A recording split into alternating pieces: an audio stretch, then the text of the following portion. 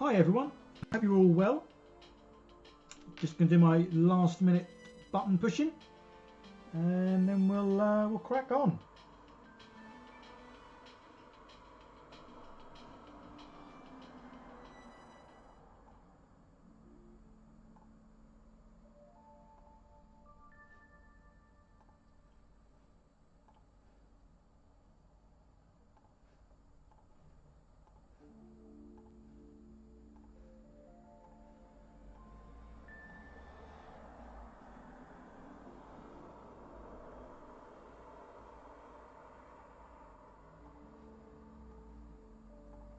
So I had my first ever game of Kill Team today, and yes, very impressed, loved it. All right, just a couple more things to click on, and then we'll see who's here and get the show going. Right, I think that's that.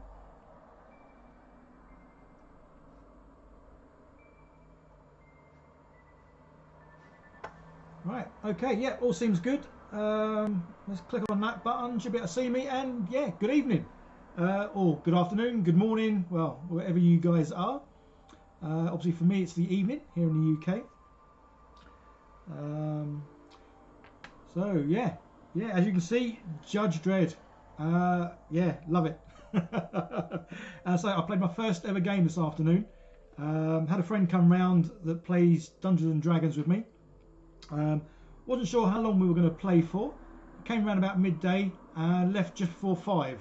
So 5 hours that went in the blink of an eye. It was awesome. Yeah, it was so good. I kind of thought it would be good, but it lived up to my expectations and possibly more, which is awesome. So let's have a quick look, see who's here. Obviously, I know there's going to be loads of people here that aren't messaging, which is fine. Obviously, sit back, relax, and listen to an old British man waffle on. We've got Felipe here. Andre's here. Oh, Andre, I was going to make you admin. Let's quickly do that before I forget.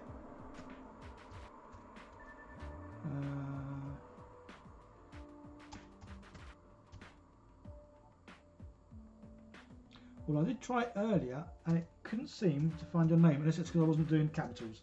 I don't know, maybe that... Yeah, still not finding you.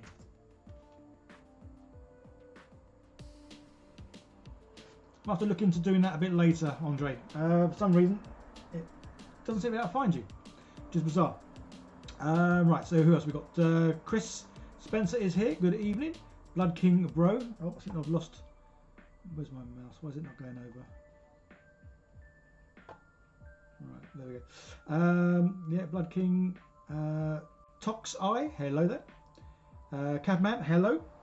Yeah, so I played the first game this afternoon, and yeah, it was so good.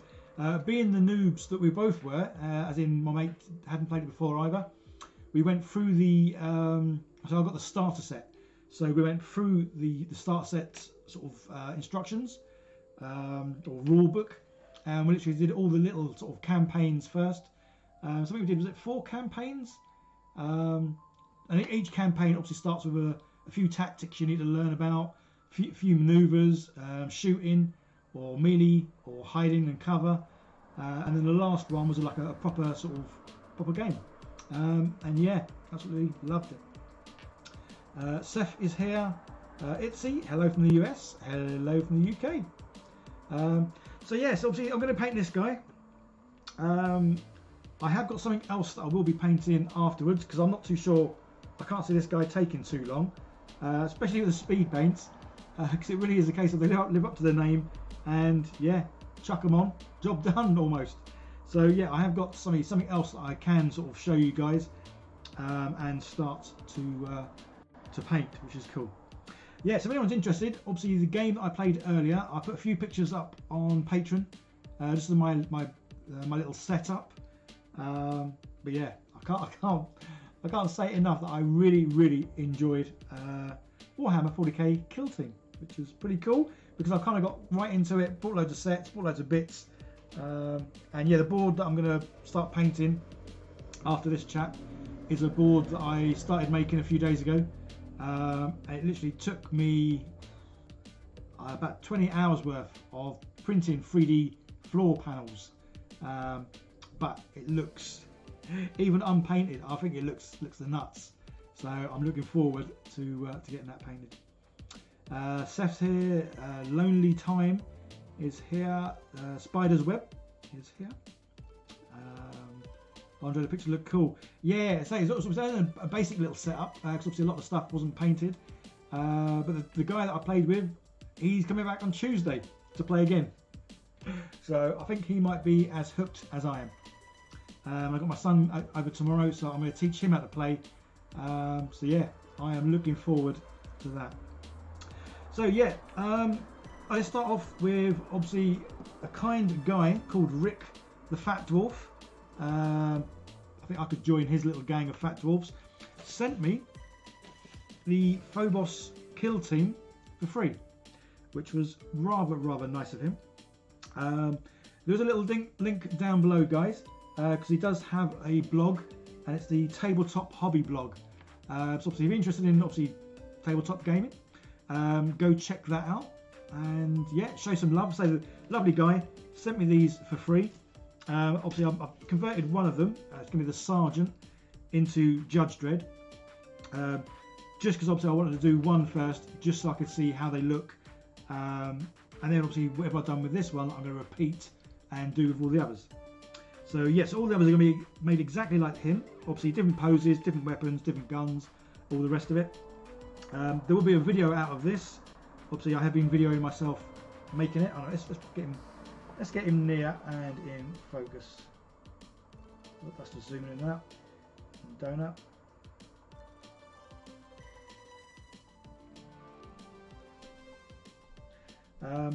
Yeah, so obviously video showing how I've made this.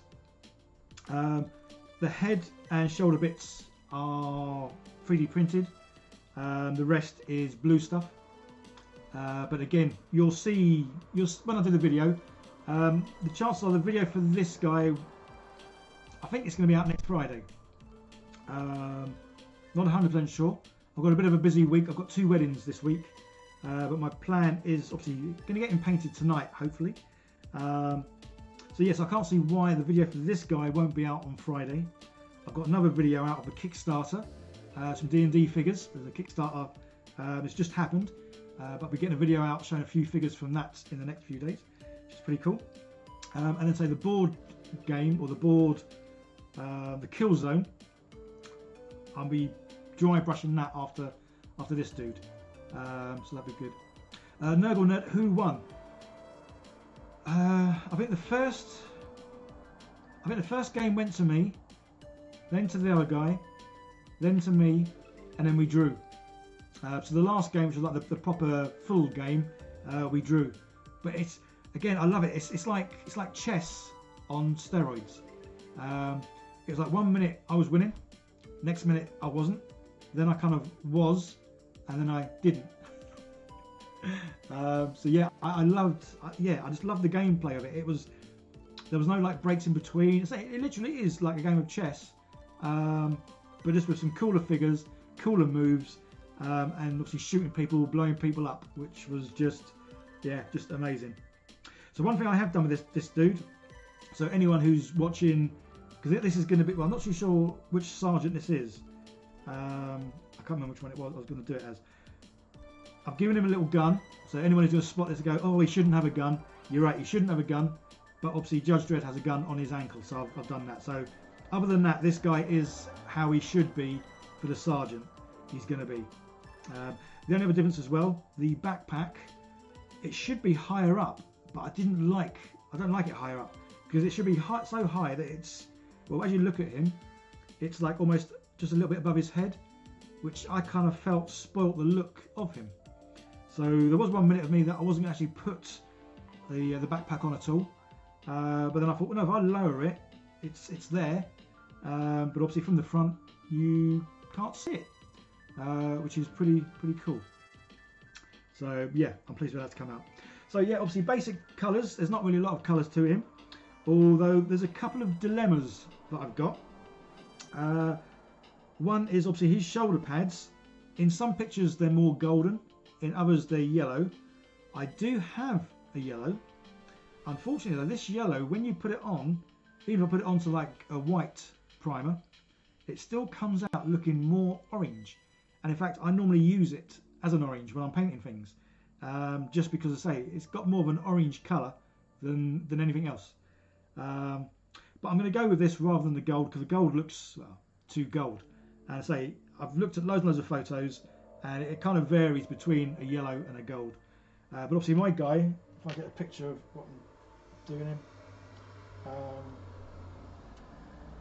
my guy is looking more like the old version of Judge Dredd.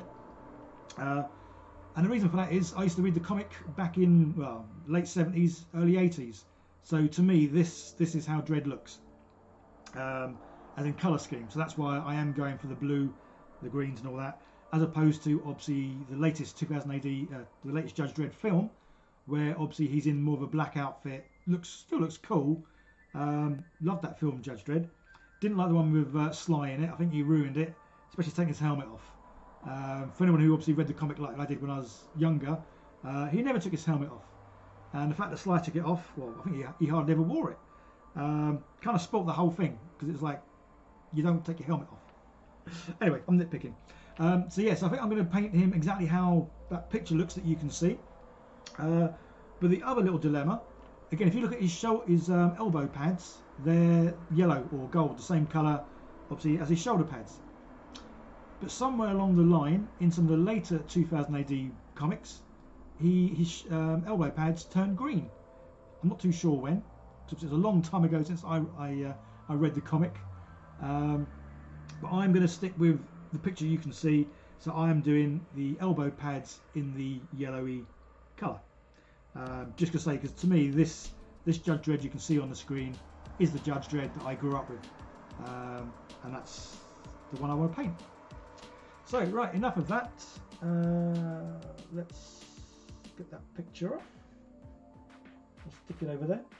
I'm going to put some music in my ear, if I can. Just because I like a bit of music when I'm doing things. We'll shut that down. Yeah, put it like similar to you guys. When you guys are painting, model making, kitbashing, assembling, I'm sure you guys watch something on the TV, have some music on, or like you're possibly doing right now, watching YouTube, because that's what I do. I watch a bit of YouTube when I'm painting and assembling. Guys, 14p, what a bargain. Yeah, just a bit, eh? Yeah, I think a can of Coke would have set you back about 10p back then. Maybe even less. Yeah.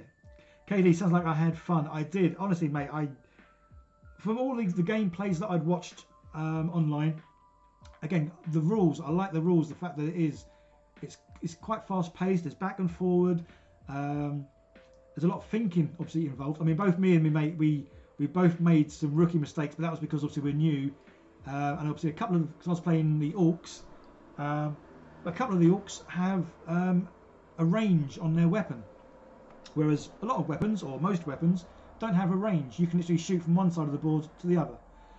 Well, I didn't check my little character first, so I've come running out of cover, run up, and then gone to shoot someone, only to realise I was literally about, well, in game terms, about 5 feet too short.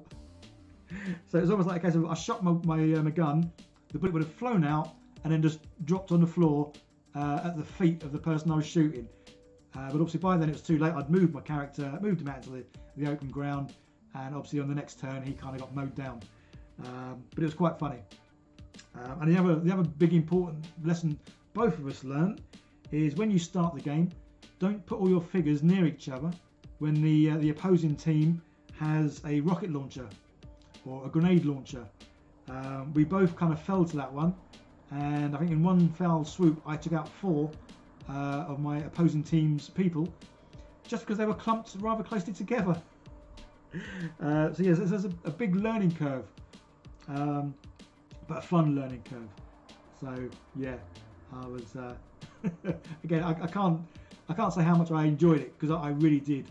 I enjoyed it so much. Harry back, man back. Have I played the previous Kill Team? No. Literally, I could look on Amazon. I got the Kill Team turned up on my doorstep 11 days ago. So in 11 days, I've got 2 kill teams painted. I've got a new kill zone board that I'm about to paint. I haven't painted the terrain yet, and I've kitbashed this. So in 11 days, and I bought 3 other sets and a book. So in 11 days, I've spent quite a bit of money, gone a bit mad, played my first game today, got my second game with the chap that I played today on Tuesday.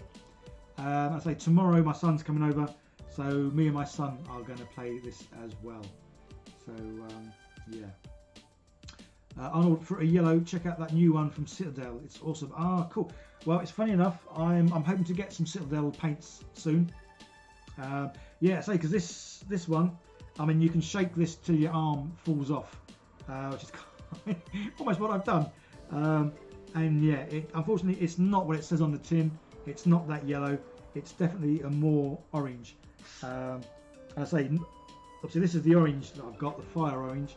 But so I do generally, when I want to do an orange on something, I use this yellow, just because it's a bit more orange. But say, because his shoulder pads are, again, different pictures, different colours, they vary between gold and yellow. So that's why I'm thinking if it's orange, it's not going to be a million miles away. Carlos, I know this is a question you've already answered before, but for a new follower, how do you build that support to paint your mount? How do I build that support? It's a bit of cork.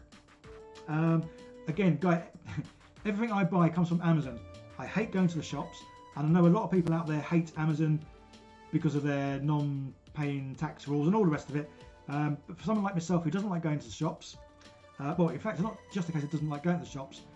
There's not many shops near me. I live somewhere where, for me to go to a proper town where there's shops, I'm looking at about 45 minutes to an hour in any direction to get to proper shops. So there's no gaming shops, there's no sort of normal shops near me. So for me, Amazon is the way to go. So I bought a bag of corks. I think I got 12 corks. Haven't got a clue how much I spent because I've had these ages. And then it's just a case of getting some wire rods, sticking them in the cork, drilling holes in the feet, and then sticking them on. So if you watch my recent video where I did the orcs, this is exactly what I did with the orcs. But for my Krieg team, because these chaps are a whole lot smaller, you can't drill in the feet because, well, you'd break them. So these chaps, again, the video's out. If you look at the video for that, I literally glued them onto the cork base. And the good thing is, again, if you watch the video, I've got that many corks that I can do a full team of these, which is what I did. So I batch painted this team, the Kriegs, and I batch painted the orcs, which is great because then they're all on one of these, and I can literally do one colour on each one of them. And it made it so quick. I mean, I painted these, I don't know, maybe 3 hours. That might sound slow to some, or quick to others, I'm not too sure, but I'm normally a slow painter. But with this method, I'm painting quick. So yeah, it's definitely a method worth trying. And I say there's I've got videos out, so yeah, go and check them out. Guys, apologies because there's quite a bit of text moving up and down. If you ask me a question and it looks like I'm ignoring you, I'm not. It's only because sometimes I waffle or chat or look away from the screen. Someone's message might pop off. If you're asking me a question, if you can put @miniature_hobbyist in the comment on my screen, it highlights it, just so I know it's directed at me, which obviously helps me no end, because even when I'm looking at this, at the corner of my eye, I can still see the screen and I can see a bit of orange pop up. So if you do ask a question and I don't answer, ask again, because I may well have missed it. Did I play Krieg? Did I play Krieg? You're having a laugh. I'm an orc guy. I love orcs. Well, that is until this chap. Obviously, I've got all these teammates to make. It didn't take too long doing all the green stuff bits, but I reckon I'm probably going to make maybe 2 of these a week. As much as I'm in a rush to play these guys, I do love orcs, and I think it'd be good for me to stick with orcs first, just so I can get to know how each of them work, because obviously they all have their own little tactics and stuff. Oh, there's a question about rules there. Let's have a quick look at what that one was. Where's my mouse? There it is. Harry Man, nice to hear. Some good feedback. The roles in the old war system could get rather laborious. No, again, that's what I say. That's why I've been interested in Warhammer 40k, well, for about 2 years since I've had this channel. Because obviously I started painting figures on this channel, started making or assembling figures, making terrain, all the rest of that sort of stuff, but never ever played Warhammer. So 2 years I've had this channel, and today was the very first day I played any kind of Warhammer game. And the reason for that is when I've watched a lot of the Warhammer 40k, it did feel like one guy would do all his turn, move all his pieces, all the rest of it, and the other guy would just be there waiting. And for me, that didn't seem much fun. Whereas this game, again, I'm going to keep referring to things as chess because it is. It's like chess. One person moves, does their little bit. The other, plus even when the person moves and does their little bit, the other person obviously does their defend roll and all the rest of it. And then they have their turn. So each player gets to move one of their figures at a time. Yeah, so there's a lot more. You almost both involved all the time, which, yeah, I loved, which is pretty cool. So yeah, Itzy, love those clear bases. Yeah, me too. I've always used clear bases, and you'll see why in a moment, or once I get this guy painted. I've made, say, this big board. It's well 30 inches by 22-inch board. It looks awesome. But if I had made the basis for these guys and I'd put like lovely clumps of grass and stones and all the rest of it, it would look stupid on the floor of what I've made. And that's why I love clear bases, because then it doesn't matter what base you're playing on, you can see what's underneath. Yeah, so clear bases, Amazon.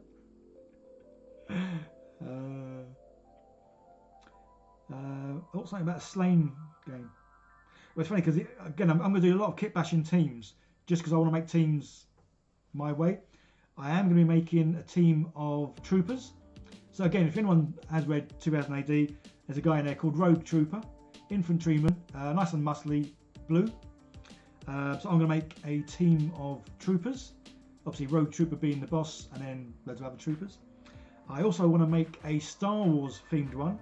So it will be Darth Vader and a load of stormtroopers. So yeah, look out for these. I say I am going to go mad. I want to make up lots of teams, but I don't necessarily want the teams to look how they're meant to look.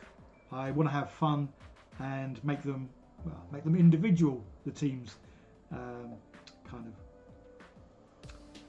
of. Box Fox, how's it been going? It's been going awesomely, Box Fox.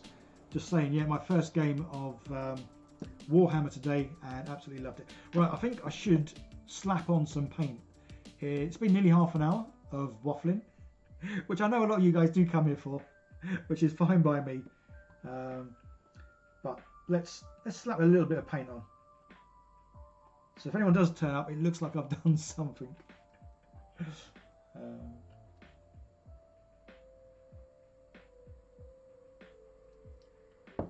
Alright, let's just quickly check something. Cool. I'll put that back over there.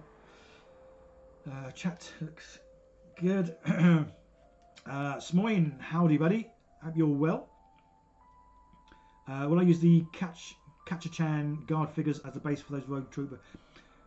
Again, I've not looked into like all the teams, which is why every now and then you'll see me post a comment, rather on Patreon or my community tab within YouTube, asking what looks best.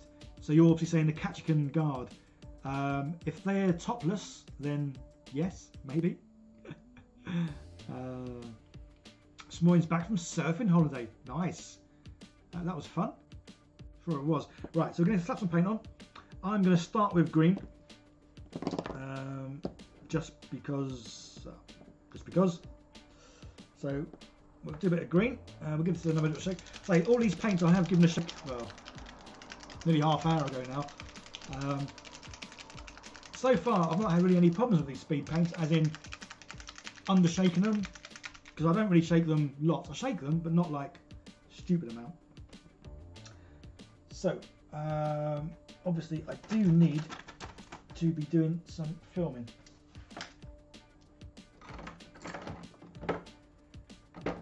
So yeah, anyone who's just joined, obviously, these are Phobos Kill Team.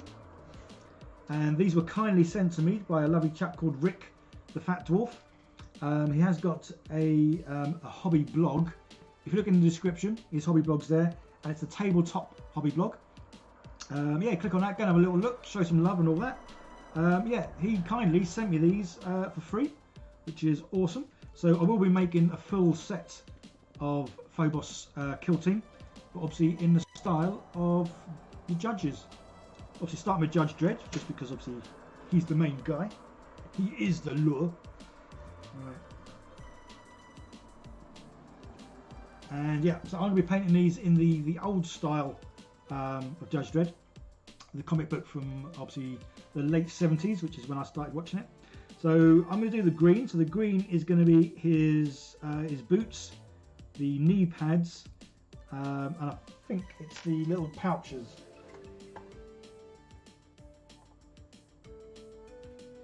Yeah, little pouches, and his gloves are green. So yeah, that's what we're going to do.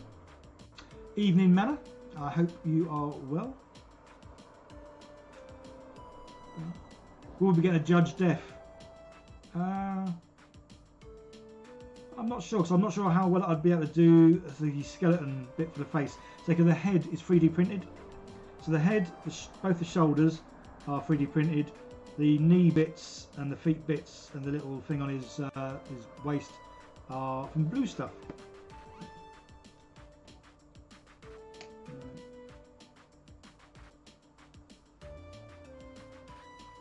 So yeah, I'm going to do a bit of filming.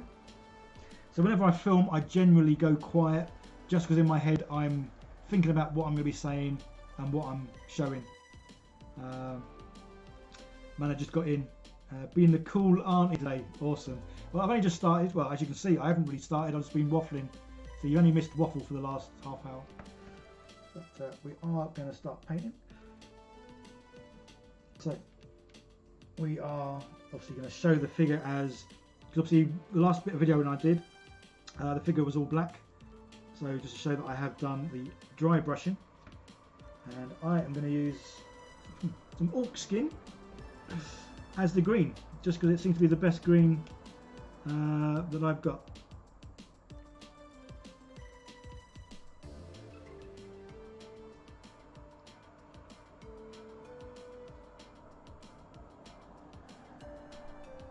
So this is the only problem about painting and trying to film yourself. You do hold things a little bit different to how you probably would, because normally I would hold this figure up quite close to my face and move it around a whole lot more, as in possibly putting it upside down and inside out and all the rest. But obviously doing that would mean you wouldn't see much in the video because it'd be all over the place. So the whole of his boot is green.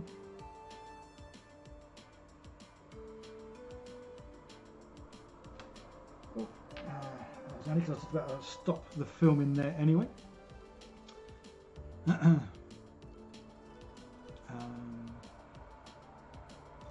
Chris, I was just imagining Inspector Clouseau even saying "Hey, and Lulu."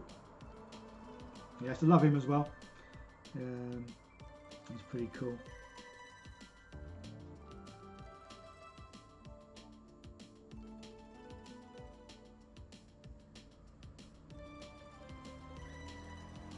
Alright, well there we go, one boot done in half hour. Speedy or what?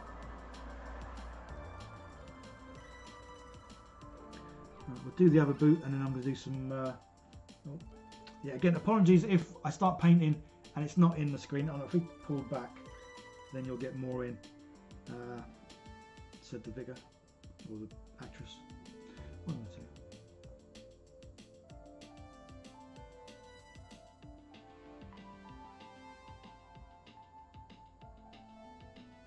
So again, obviously with this one figure, I'm obviously painting him on his own. Mainly because obviously I've only made the one figure, but once I make the 5 dudes that are going to be part of his team, when I come to paint them, I will batch paint them. So I'll make them all up, stick them all on these corks like this, and then yeah, paint them all at the same time. Just because obviously it makes it a whole lot quicker.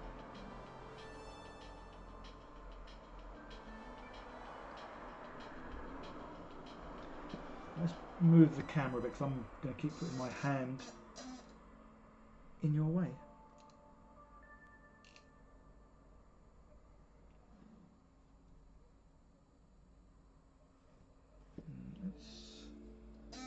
Let's move you up, aim down a bit, and if I hold it there, it doesn't look too bad.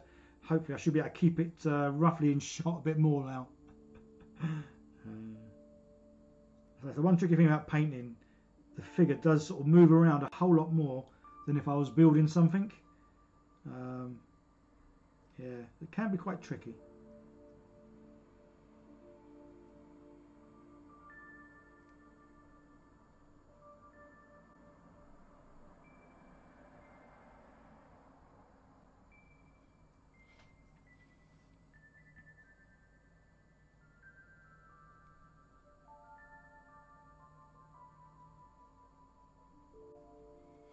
Cool. And say his belt buckle. So I've given him. So yeah, the judge obviously I've given him loads of little sort of pockets on his belt because that's what he's got in the real one. But it means I've used up loads of these little pouches. So all the other judges, they're not going to have as many pouches. But say for me, Judge Dredd is obviously the main figure. All the rest, well, they're just cannon fodder. Send them in, they can die.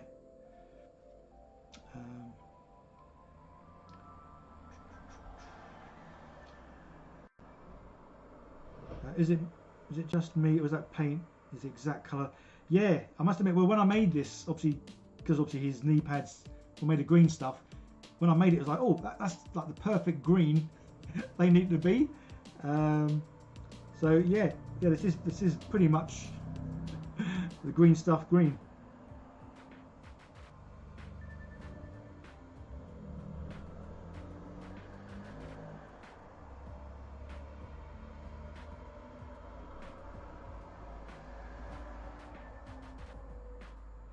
So what are you guys all up to tonight?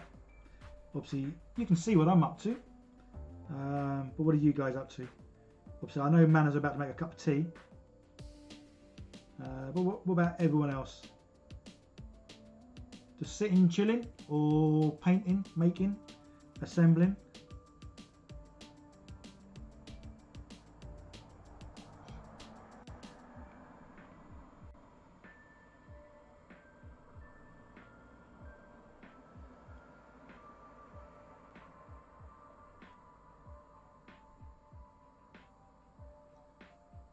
Yeah, I'm quite excited to show you. Oh, you can't even see the figure.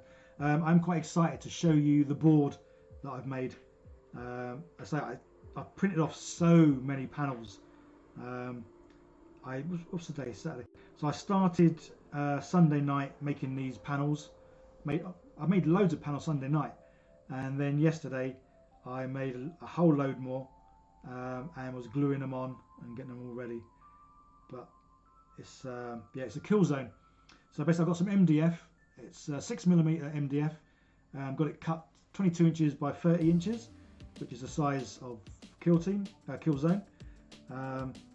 And yes, I don't know if any of you can remember when I got really excited 10 days ago when on the Kill Team starter set turned up. I said that obviously I like the idea of doing like a spaceship. Obviously like an abandoned sort of spaceship kind of feel. So the Kill Zone floor that I've made is like a spaceship. And so it's not painted, but even unpainted, I think it looks the nuts. So I'm looking forward to well, getting that painted. Right, so the only other thing I think was his gloves, wasn't it? Boots, knee pads, wotsits, gloves. Yeah, so I'm going to do his elbow pads, the colour that they originally were, which is the same colour as his shoulder pads, so like the yellowy gold. But somewhere along the lines, in some of the later versions of the comic, his elbow pads turned green. Not sure why or when or whatever. But yeah, I'm going to stick with the older colour and do them in the yellow. Chaotic, good evening. And yeah, thank you for putting that little message about the Discord. What's it?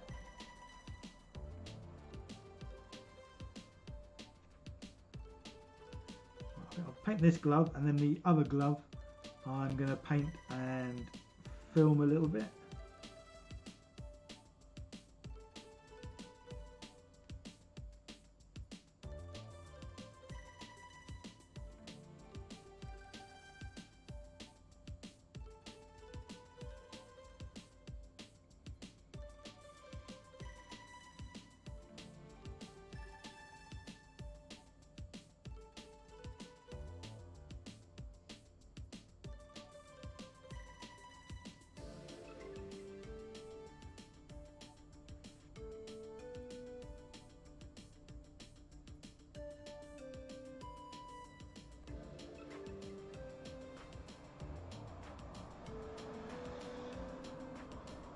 Yeah, so I really did enjoy the game I played earlier.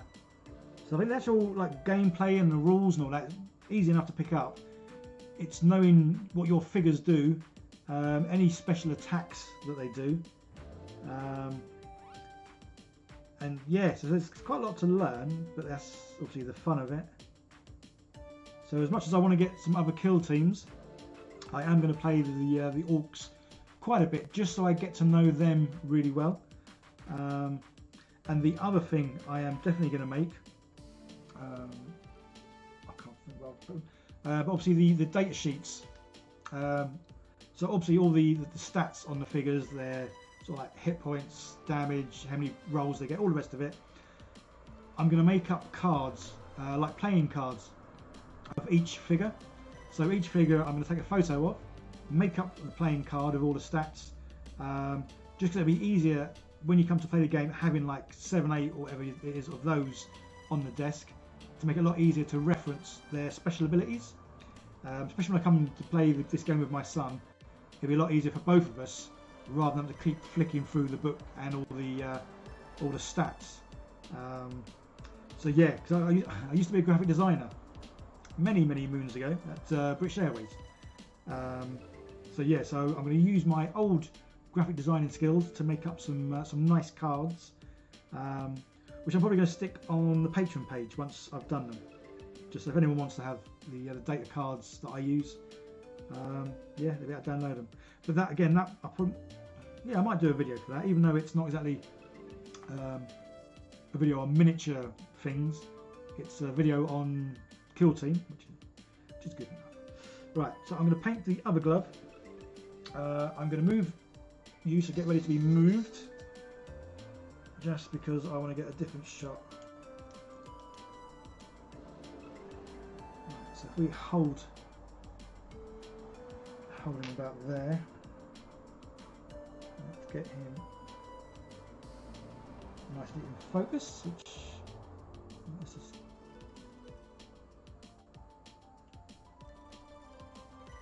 right. That doesn't look too bad. If I keep him there, I can just about see him.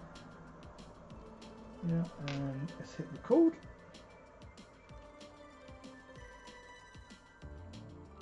Cool. Yeah, so the full build video of this dude should be out next Friday.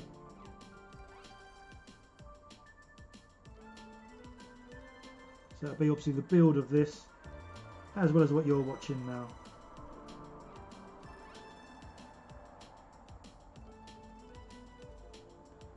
Let's just keep looking at the screen just to make sure that obviously he is in the shot and I've not moved him out. And you're getting a shot of my fingers and nothing else.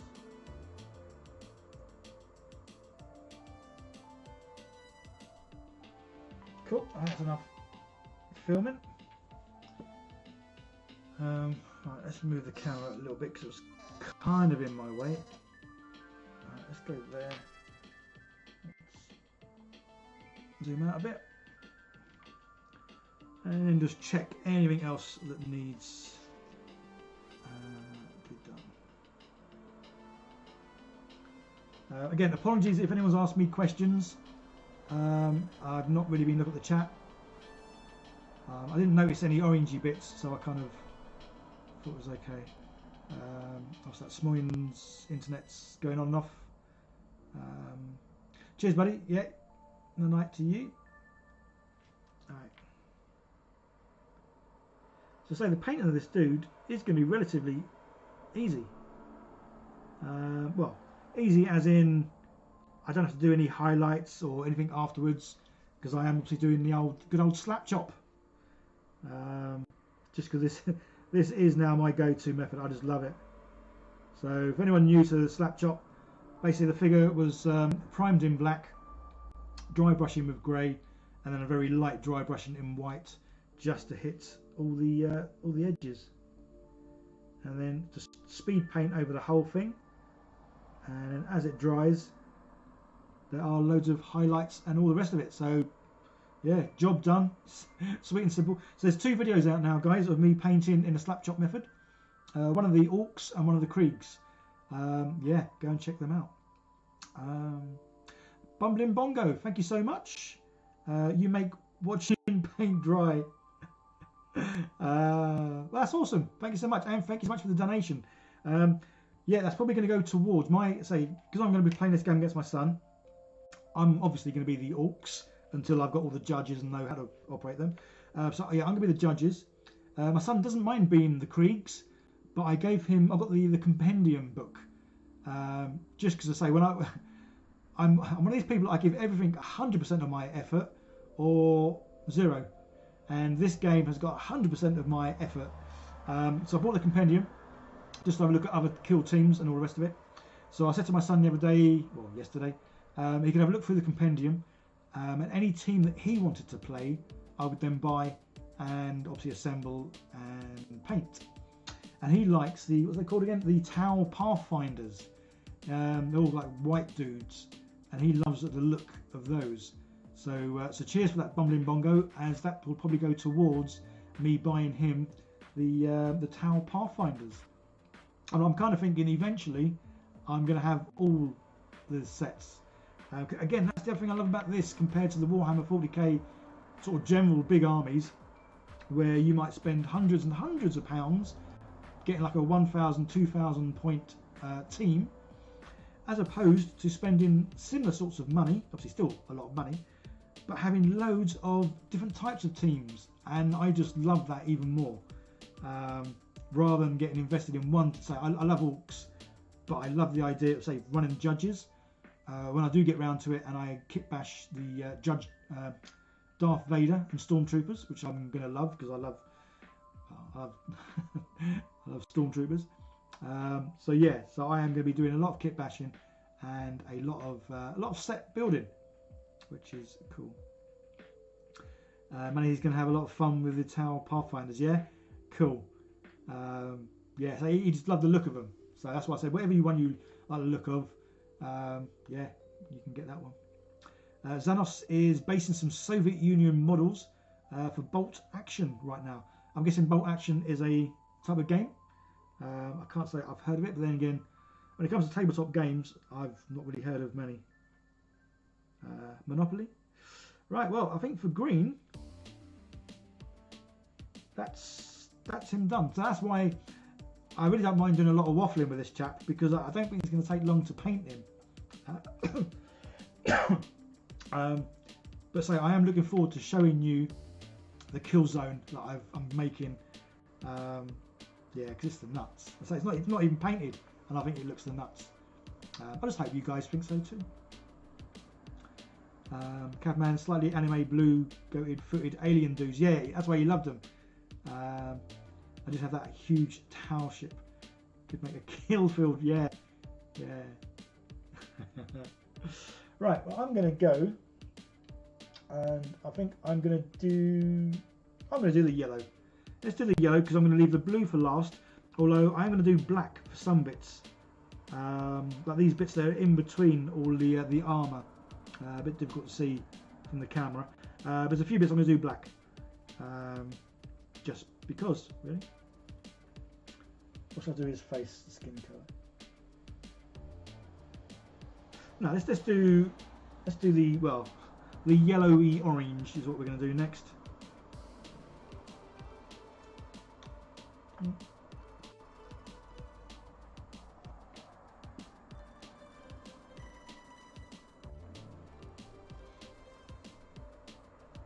Bumbling Bongo, I got some Chaos Guard Krieg 3D prints that I kind of overscaled. See that? Stormtroopers. Yes, I mean with the Darth Vader set, it's going to be Space Marines. So I'm going to make my Stormtroopers very, very big, very bulky. Obviously, the big. I think I'm going to look for whatever. I was going to say Space Invaders then. Whatever Space Marines have the biggest shoulder pads. I think that's what I'm going to make my Star Wars Darth Vader and Stormtroopers from. Just because I want them to be. Because normally Stormtroopers are a bit wimpy looking, but I want some Stormtroopers that are. You don't mess with them.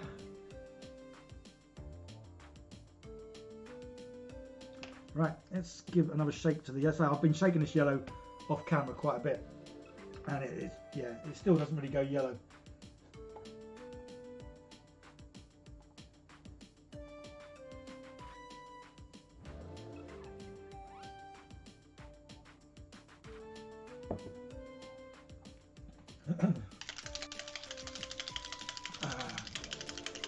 Good old shaky shake shake, shaky shake shake. Chris, can we discuss motivation?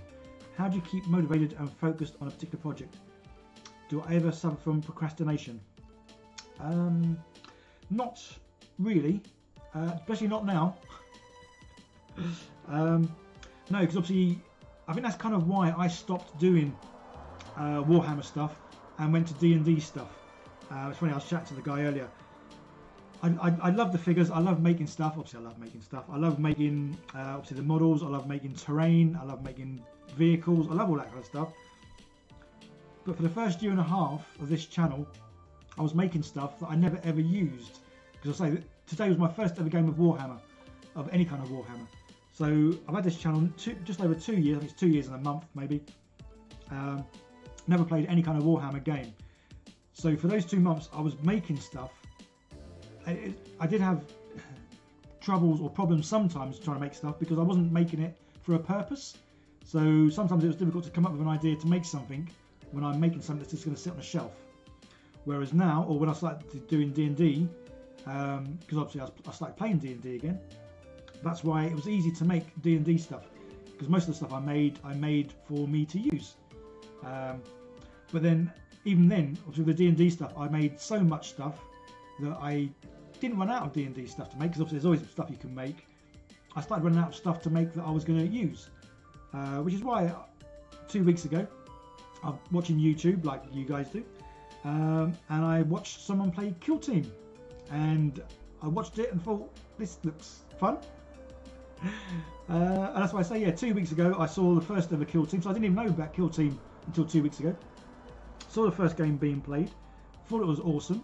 Then I started watching a few videos on the rules of Kill Team. Loved the fact that it is a fast-paced game. You take it in turns in moving the character. Even when you're not moving the character, you still have to roll dice to do defense and all the rest of it.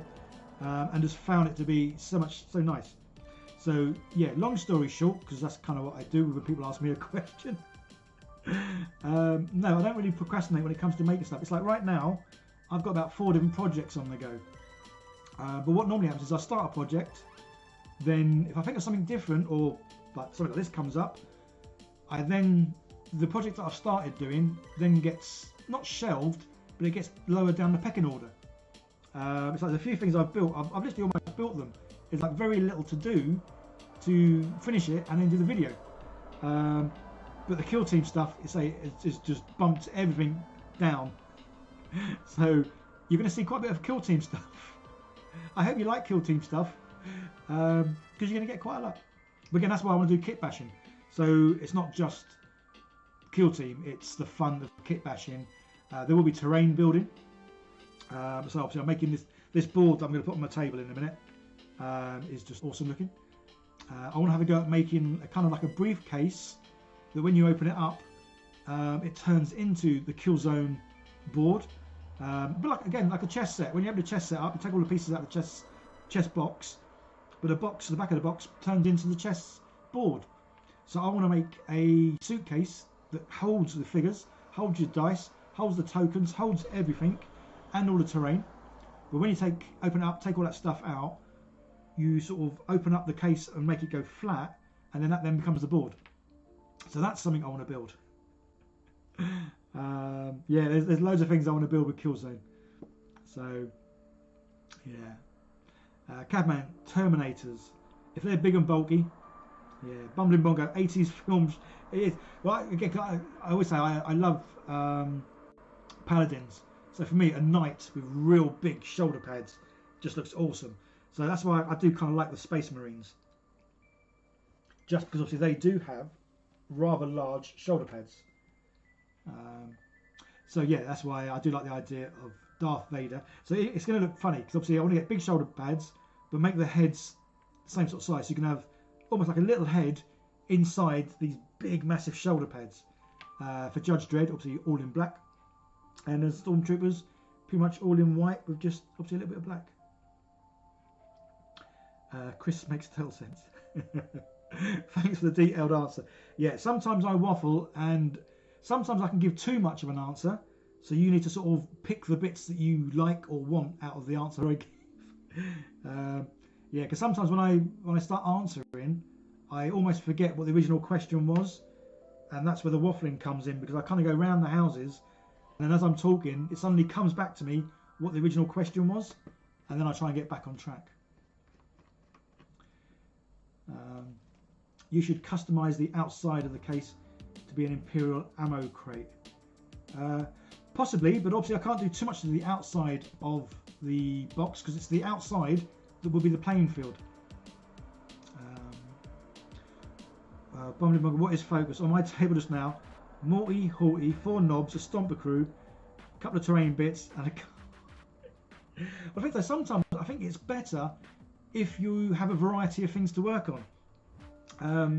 More so for me, because if I'm building something or painting something, I need to let it dry. But I love building things, so that's the reason why I normally have several projects on the go. So if I'm doing something, one can be drying, I can go and work on a different one for a little bit, and then by the time I go back to the other one, it's dried or complete. It's like the Hawk thing, Thunderhawk I'm building. Obviously I've had to take a little break from that because I've got no sprues. But as soon as I get sprues again, when I'm making sprue panels, I can only make so many, and then I've got to leave them for like 8 hours or more to harden back up. So there's a lot of gaps in between. Anything I do with sprues, there's lots of gaps in between. So yeah. Again, I always have several projects on the go. So if you ever want to sort of see what projects I've got on the go, here's my little plug. Become a patron. It's only £2 a month. And you'll be able to see what I'm sort of working on, or what I've started working on and maybe not completed. Yeah, so I'm trying to upload now on Patreon, not every day, but at least 2-3 times a week with whatever I'm working on. And again, the money I get from Patreon goes towards me, well, buying bits and pieces like a big kid. What flavour of paint? Whatever it is, it's not too bad. I think it's the it's some of the washes. It's funny, I was chatting to someone else the other day about obviously licking the brush. It might be my son. Some of the paints just taste, and some of them are like, ugh. And I think it's the washes that are the ones that, if I remember, I'll wipe it more on a wet wipe and then I'll lick it. Although that sounds a bit wrong as well. But you know what I mean. Yeah, some paints you don't want to put straight in your mouth. If any paints you want to put in your mouth. Harry man, I'd be embarrassed to admit how many unfinished projects currently. Oh bless. Yeah, obviously for me though, this is pretty much almost my full time. I do a little bit of other work, but this is pretty much almost my full-time job. Well, I always feel weird calling it a job because I don't feel like it's a job. I feel like I'm a big kid. Right, it's working where I can put the camera so it can be seen good, but it's not blocking my face. Let's have a go there. How does that look? So you see, if I hold it like that, that doesn't look too bad. I think I might zoom in a tad. Always good to zoom in. focus, not that way. That's as good as focus as we are going to get. Right, so I am going to do, what am I doing again? I am doing shoulder pads, I think. So shoulder pads, elbow pads, and oh, his little the little crest, his badge, and a little bit on the front. Okay, if I start with a little bit on the front, because I know I'm going to forget otherwise.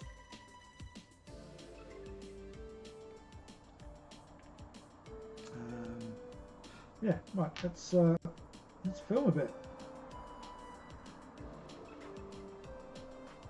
3, 2, 1, go! Right. I'm going to just do a little bit on there.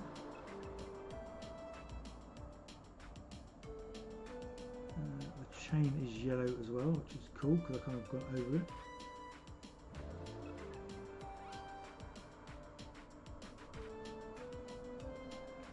And then we'll do this nice big shoulder pad.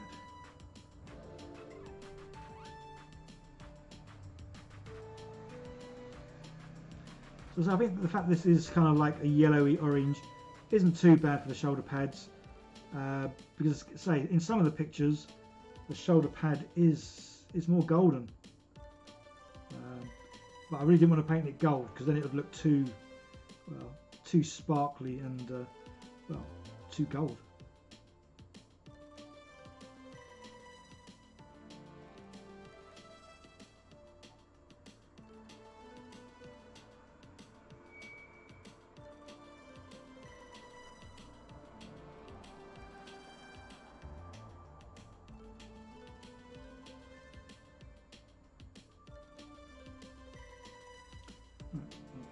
Then might as well paint the other one, and then when I come to edit the video I can determine how much of this I want to keep in.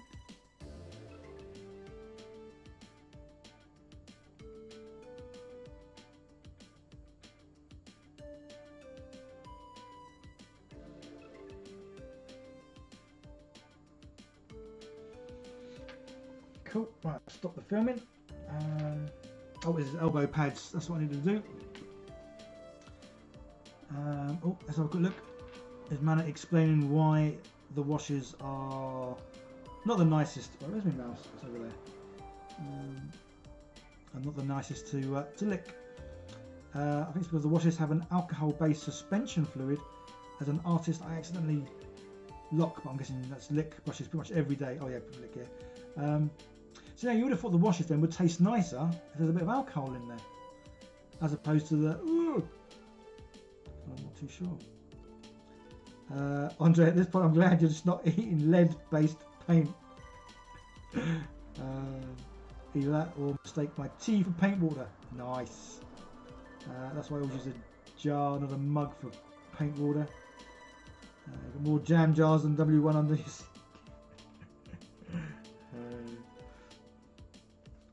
Right, let's just check those few bits that I've done. There's quite a bit of a pool of paint there, so we can. Oh, let's see what I'm doing. A big old pool of paint in there, so I'm just going to pull some of that out. Same again around the bird's feet. Let's just take some of that away.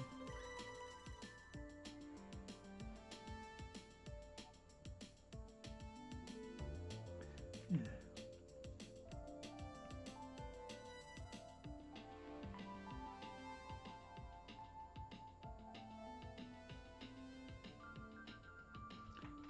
A little bit on his forehead.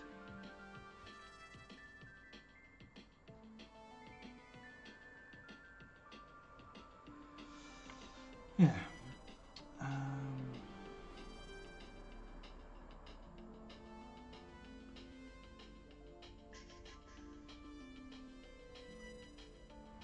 There's the eagle thingy on the front. We'll give that a little bit of gold, well, orange, yellow, whatever the colour is. You know what I mean?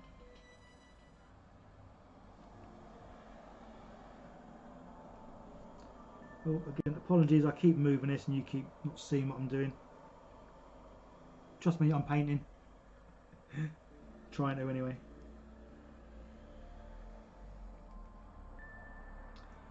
Yeah.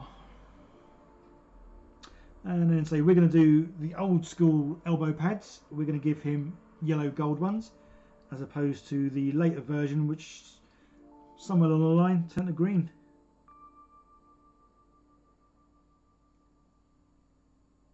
And who knows why. But say my judge is going to look like the old judge from the 70s. Well, apart from he's obviously in a bit newer armour here. It's souped up and a bit of a jetpack on the back.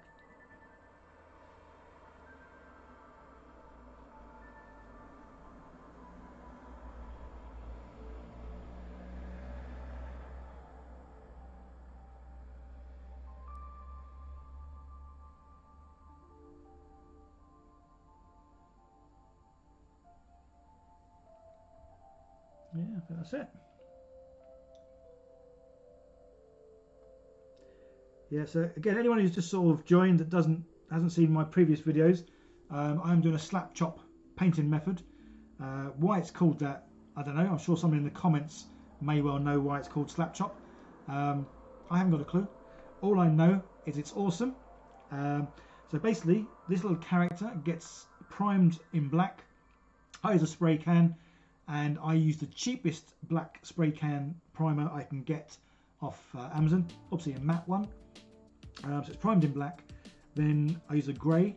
The grey I use is this dungeon based grey. Obviously any grey. Yeah, any grey I guess. So I use that. Dry brush all over, as in literally all round it, underneath it, wherever I can get to. I do a bit of dry brushing. I use good old makeup brushes. No prizes for guessing where I get them from. I get a pack of, I can never remember, it was a pack of 12 for £8 or a pack of 8 for £12. It's one of those ways. So yes, there's different sizes. These are the smaller ones. You get big chunky ones.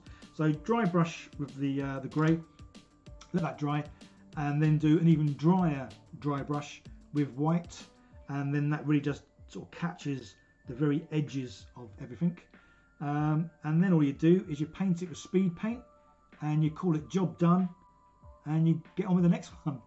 It's as quick as anything. If you didn't see my other videos, so again, I've only learned this method a week ago. So the first character I painted, is he in focus? Yeah, he's not too bad.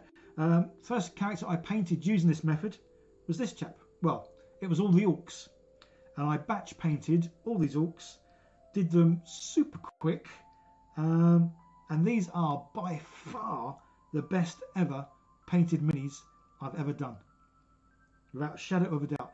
And this simply is black primer, grey dry brush, losing it already. I've only been going an hour and a bit, and then yeah, white dry brush, and then slap on your speed paints. Well, I think some of him was contrast paint, because I think these orcs, their skin colour was this good old plague bearer. And as you can see, when you look at his arm, there's like loads of differentiations in colour, but I didn't do any highlighting, didn't do anything to it. I literally got the plague bearer paint, slapped it on.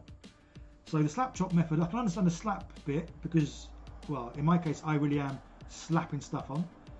Oh, I'm going to go, you slap it on, then chop the detail on rapid. Yeah, but that's the thing, the chop bit.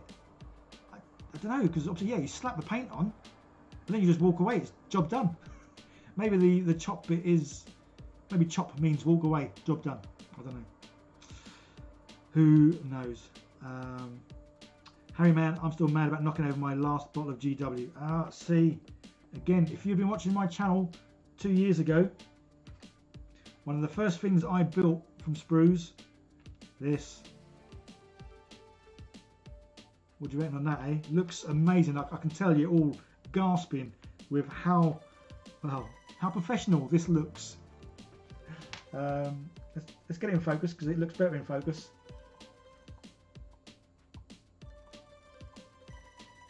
Why can't I find focus? Oh, there we go. Yes, one of the first things I made good old spruce. So I've had this nearly 2 years. This has stood up to the test of time. Literally, get your pot, obviously give it a good old shake. And as that guy goes, I don't know his name. And then you can knock it about, do what you want with it.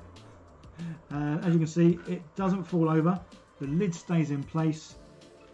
The nuts. Paint and pending on this device. So obviously this was before I had 3D printers. Obviously 3D printers, you can print one and it's great. But this was just me using leftover spruce.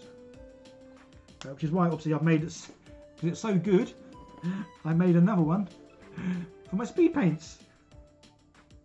So this is made out of Warhammer sprues, and this one was made out of WizKid framework sprues. So yes, I've got 2 varieties, both patent pending. Yeah.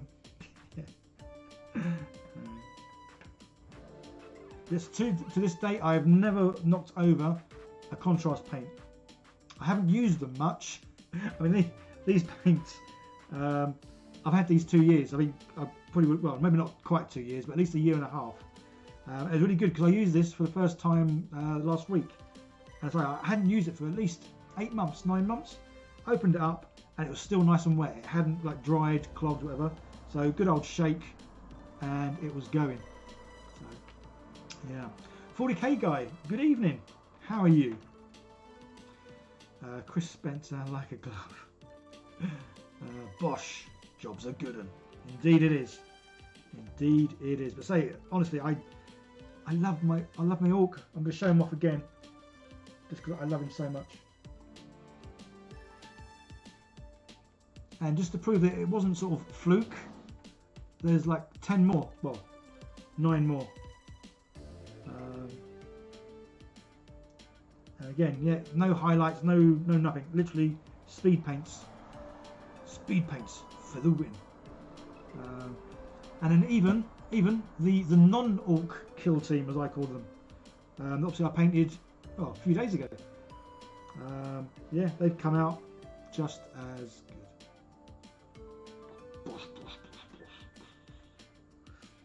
Yeah, so when I played the kill team earlier, this dude, the knob, I mean, it was so weird. Playing the game, it's like, yeah, I'm gonna get my knob out now. What's going on there? But yeah, this dude, obviously melee, he's awesome. Because his little claw thing, obviously, well, the guy I did damage to, it was enough damage. I think I literally did cut this guy in half. So melee, this guy is awesome. Shooting, obviously pants, because this guy is one of the ones that's got a shooting range. So he needs to be basically near enough to shoot them, or near enough to throw something at them. So yeah, so when I did the kill team thing earlier, we went through the basic rule set and we did the little scenarios. So the close combat melee, obviously he was awesome. He took out about 4 people. But when I played him in the final game, because obviously he's got to try and get near enough to people to shoot them, he kind of gets mowed down, because the guy I was playing kind of realised that if he gets too close, he's dangerous. So again, another reason why I just love the game. The fact that they've all got certain skills, certain a bit like chess. I'm going to keep saying it, like chess. So just like chess, they've got certain pieces you want to take out first. And that's what me and my mate kind of started working out, that you don't want to go after the pawns that do little damage. You want to go after the dudes that do the bigger damage and can take damage. And obviously this is the one guy, if you see him running towards you, you need to take him out before he gets too near. Because once he's within melee range, he's a bit devastating. But have I mentioned that I love Warhammer 40k Kill Team? I do. Right, let's zoom back out. Don't need to be in. And what am I doing? I'm doing elbow pads. Oh no, I've done elbow pads. Yeah, looks alright, doesn't it? Bumbling Bongo, I would buy them. You talking about my orcs or something else? I wasn't too sure. Good looking teams, cheers. It was the paint pot really 2 years ago. Yeah, that first one, this thing. I would say, so this channel's been going for 2 years. I think I started messing about with sprues, I don't know, maybe 6 weeks, 7 weeks into the channel. So yeah, this has got to be not far off 2 years old. And yeah, the fact that it's obviously works, but it's survived. Because when I went from Warhammer to D&D stuff, I had a bit of a big cull in my all the things that I'd made. A lot of the stuff I gave to my kids if they wanted any of it. There's a few little bits that I sold. There's a lot of the Warhammer, more the terrain scatter pieces that I made went in the bin because I literally had no room for any of it. But this is one of the few things that survived because it's of use. But I can see with all this Kill Team stuff that I make, obviously none of that's ever going to go in the bin because I can see me playing Kill Team for quite some time. Orcs do go a bit mental up close. Yeah, well, there's a few of them. Again, because I love orcs, and I've been painting orcs. Well, orcs were the first thing that I painted on this channel in my very first video. But I still don't know the difference between... apologies, this is going to sound so weird. I don't know the difference between a knob and a boy and all the other variety of really weird names that the orcs call themselves. But again, I love the orcs because I think the names, they just make me laugh. And I do like things that make me laugh. And yeah, orcs, they are one of them. Right, I'll go a little sip of my drink and then we are going to crack on. What colour are we going to do? I think blue. Most of him's blue. We're going to do his gun sort of a silverish colour. Right, let's get the focus back. So I can have a quick drink. Let me in for time. That's over an hour. That's cool. Yeah, say I'm going to get him done, and I'm going to get this floor piece up here. And so you're going to be falling off your seats, guys, with amazement.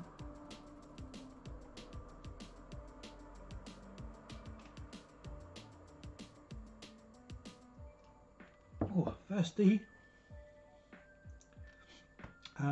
Boy, grunt, knob, noble, sergeant. Yeah. But there are other sort of variety of different types of boys, or yeah, I love them. I love them though. They're so cool. Yeah. Cool. Yeah. So I'm going to go with the blue. So I've only got a few blues. Although I've got a few blues. When I did a little test of them earlier, they seem to be the same colour. Well, two of them were identical to the same colour. So I say sometimes what it says on the tin, it doesn't necessarily look that way. More so because obviously I'm painting this on a darker base sort of colour rather than painting on a white. Because obviously prior to a few days ago or a week ago, I used to always use speed paints on a white primer. Prime my figure in white and then use speed paints. But obviously doing this sort of thing underneath and then using the speed paint just gives you an amazing effect. The Wandering Golem, hey, just joined. I missed quite a bit. Where are the helmets, shoulders and other bits not Phobos Sergeant from? There's going to be a video out, probably Friday of next week, showing the full build of this chap and the painting. But the head, shoulders, knees and toes, now the head and the shoulders are 3D printed. When I do the video on this, I will leave links to where I got them from. So both the shoulders and the actually the little Judge Dredd badge, they're all from one person. The head, I couldn't find any Judge Dredd heads, so I used. This is where my memory really. I hate the fact I've got bad memory. There's a bust figure of Judge Dredd.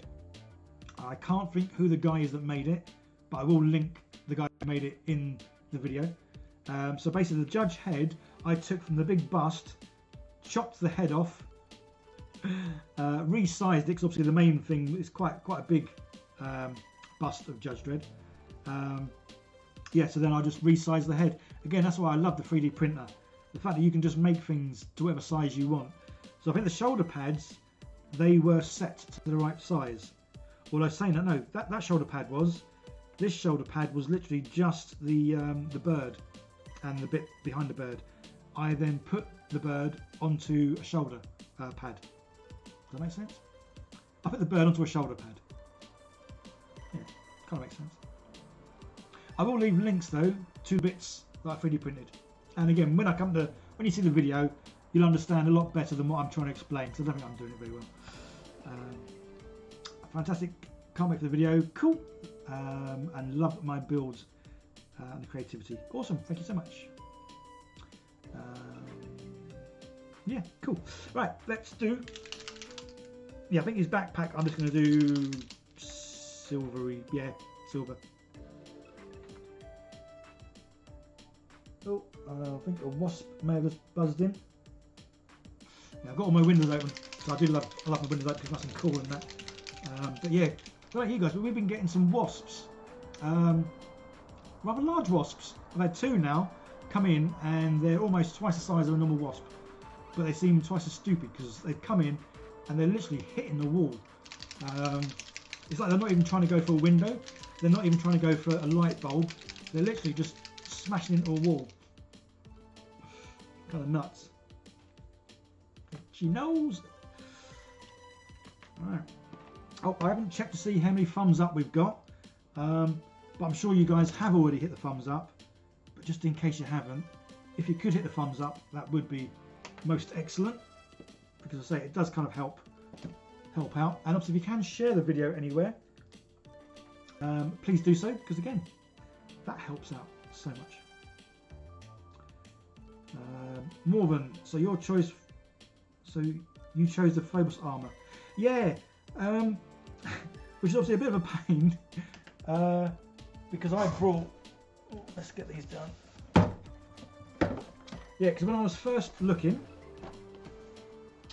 the choices I had, or what I like the look of, let's just move you back. We'll go up, and we'll get in a bit better.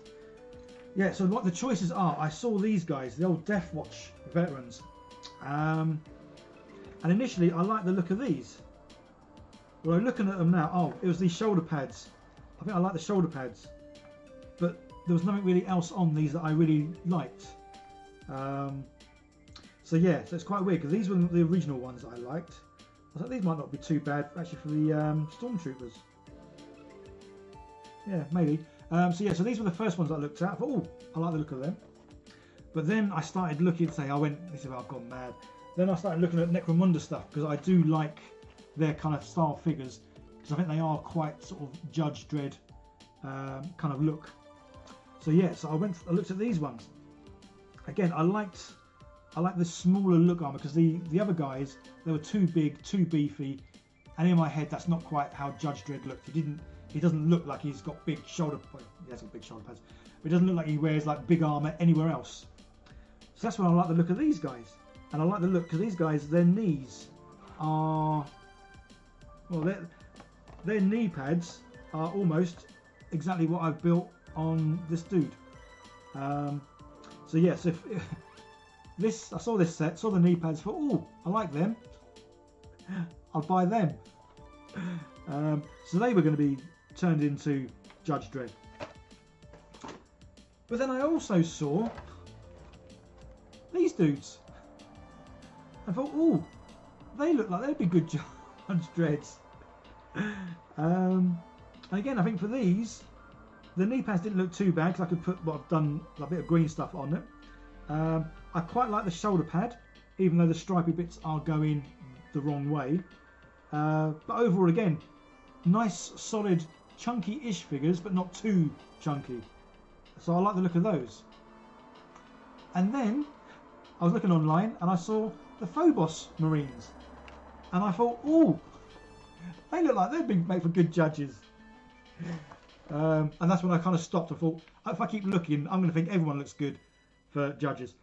So yeah, so I saw the Phobos ones. I thought, yeah, I'm going to go with them. The other reason again for these is because it is an actual kill team. All I've got to do is convert, obviously, the heads, the shoulders, keep the weapons as is, and then I've got an instant kill team. So I did a little reaching out, a little bit of a cheeky request. If anyone could send me some, that'd be great. mainly because I just spent like over £100 buying those 3 other boxes, which I then wasn't going to use, and it was like, oh, I'm kind of running out of money here. I didn't really have money to buy them 3 boxes. So yes, I did my cheeky little request. Anyone can help out. Send me some Phobos. I will be forever in your gratitude. And that's when Rick, the Fat Dwarf, got in contact. He does a tabletop hobby blog. So there's a link in the description, guys. Go and check that out. Show it some love. So Rick kindly sent me a squad of these. I think these sprues have 5 on it. He's kindly going to send me another 5, just so I can have a good mix and match, just to get all the bits I need. So yeah, that's pretty awesome that they sent me these. So yeah, guys, if anyone wants to send me any stuff, by all means do so. I'll happily sort of shout out, pardon me, what you do if you run a club. I say Rick the Fat Dwarf, he runs a club over in Twickenham, which funny enough isn't far from where I was born. I was born over that way and lived in Hounslow, which is over that way, until I was about 18. So I'm now waffling on about stuff that you don't really need to know, but hey ho. So yeah, so Rick, lovely guy, sent me the stuff.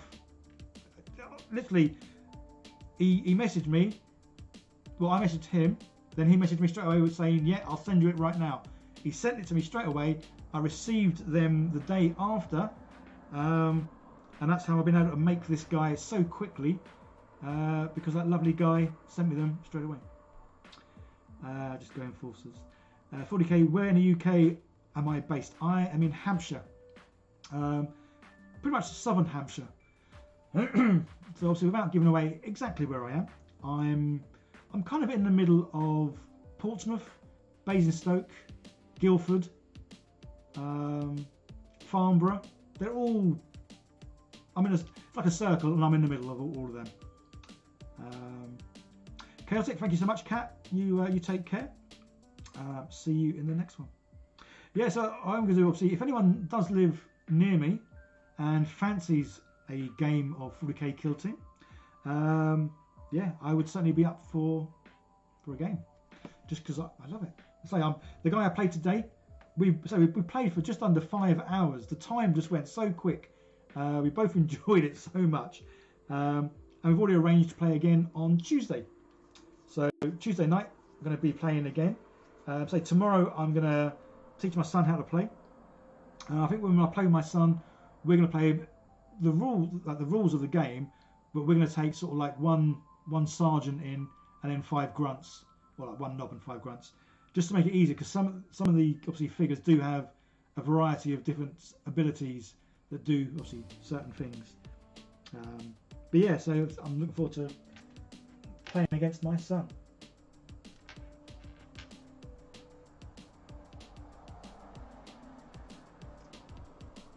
Just going to pull the figure up again.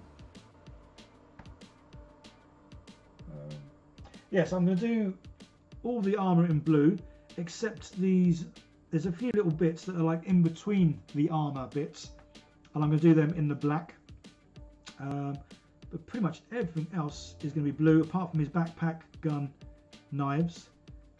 I think the gun to the side. Not too sure. I still can't find another picture.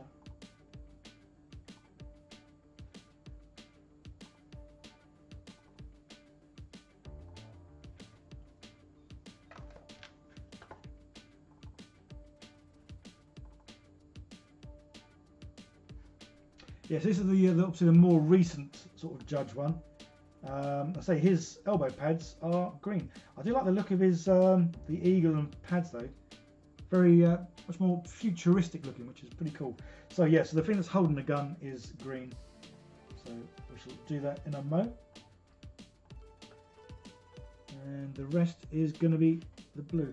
Right, I'm feeling thirsty again.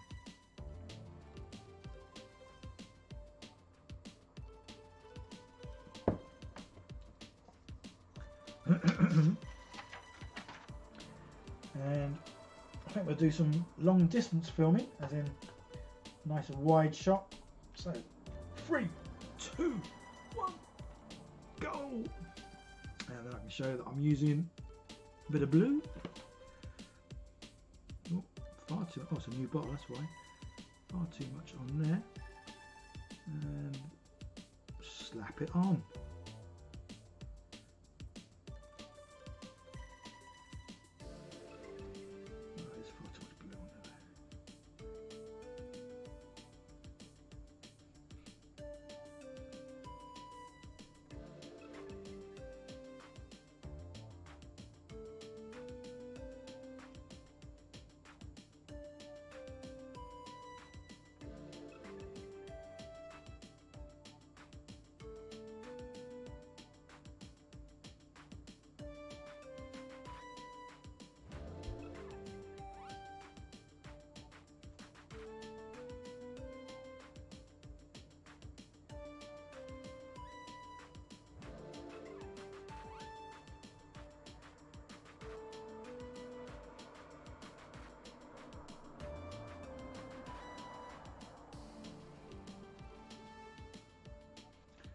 That'll do for that. I might do a close-up.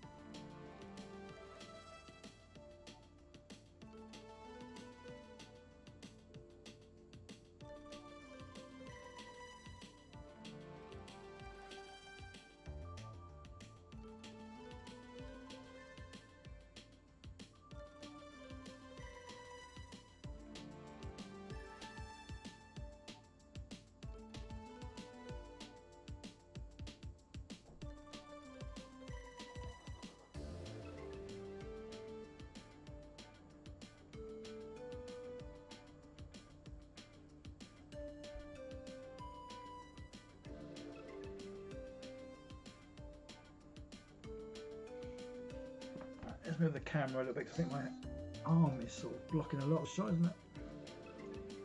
Let's try.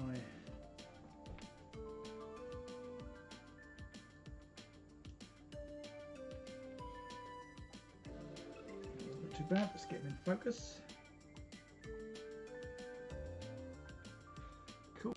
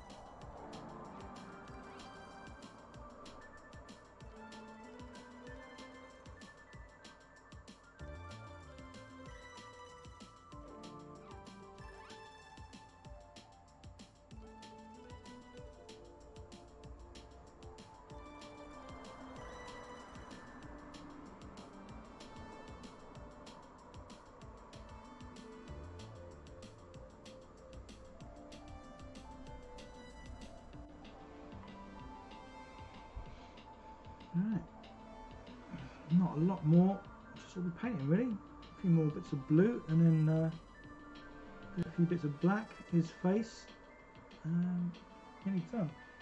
I think it's, unless his helmet's blue as well, isn't it?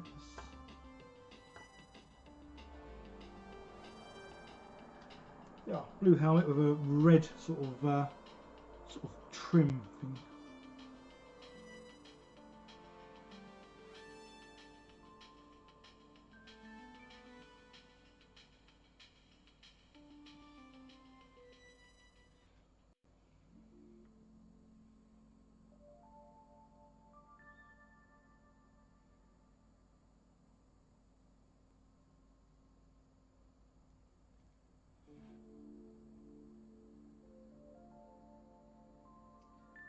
You guys talking about how many dice you've all got?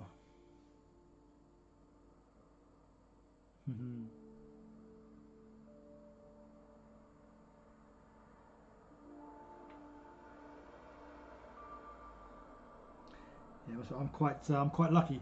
So one of my sponsors is Easy Roller Dice, so they send me quite a lot of dice.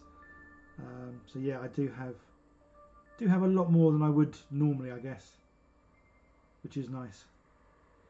There are some lovely dice out there.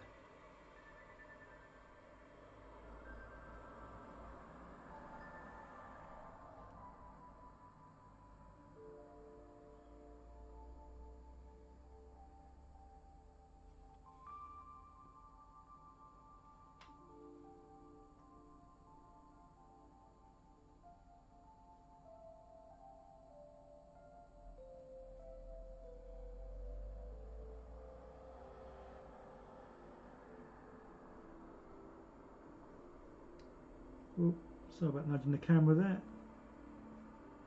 Couldn't be helped.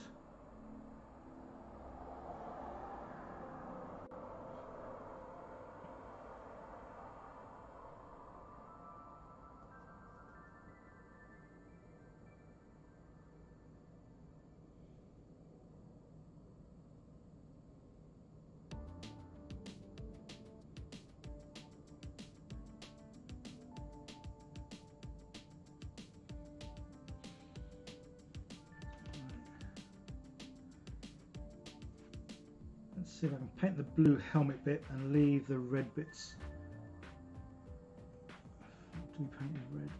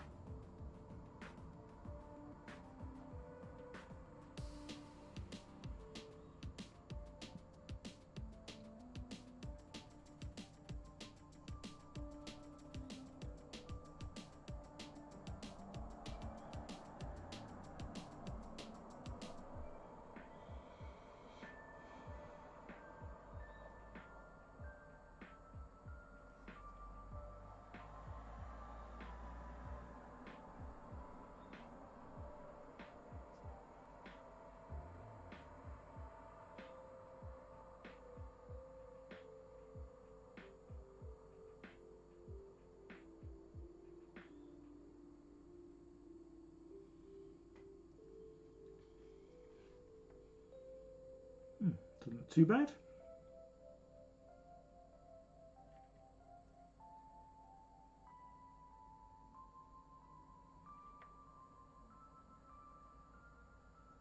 Yeah, I quite like the colours and how they're coming out.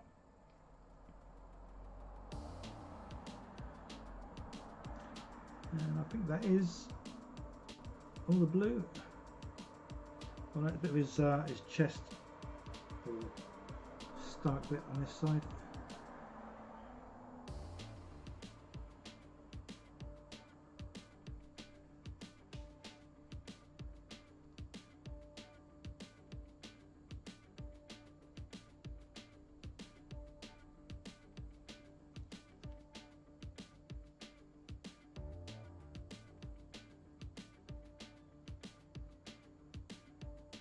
Yeah, right, I'm going to do the green pouch thing for his gun. Then a few little black bits that are in between the armour. And then all the silver. And then I'll probably do like a wash over the silver. And then, yeah, then it's done. And then say I can show you the board that I'm making. So yeah, guys, don't go anywhere. In about, I don't know, half hour or so, I'm going to show you the kill zone board that I've been making. It's obviously like a sci-fi board. It's basically like it's on a derelict spaceship, like in a hangar, or I might make up loads of walls and doors and compartment bits. But yeah, it looks good. Double check. There's always one bit I miss. Yeah, because it's his gun pouch. I didn't even think to look what colour it was, and obviously I have looked. And it's green, which kind of makes sense because it's part of his. Part of his boot, sort of. So we shall go back to good old oak green skin.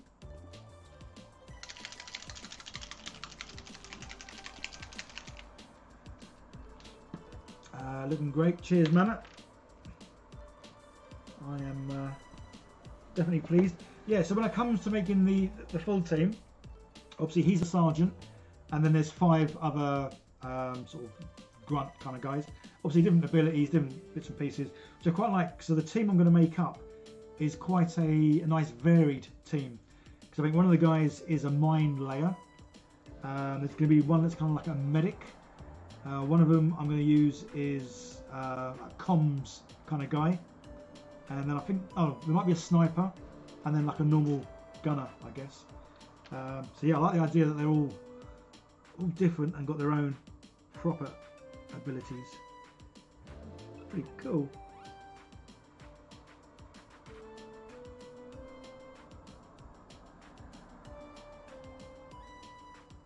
So with the rest of the team, I'm going to make them over the next sort of week or so.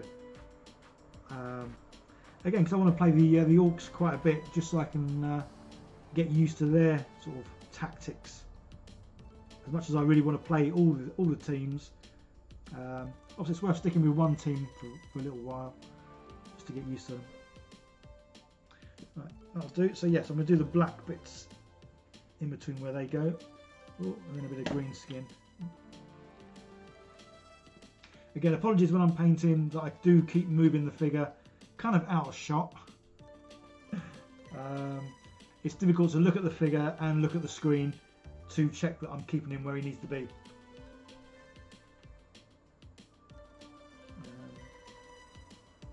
I'm pretty much zoomed out as far as the camera zooms out. Oh, a little bit more.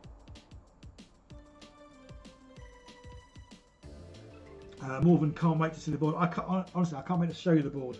I say all I've done is primed it in black, so I want to get it on my desk, and then I'm going to do some dry brushing to it. But I want to make it look like it's a rust, not a rust bucket, but it's certainly there's a lot of rusty bits to this sort of spaceship floor. Just because I want it to look more like it's a derelict spaceship, but obviously an alien or whatever has been living on. Kitbashing orcs is always fun. Yeah, look, yeah, just orcs. I love orcs.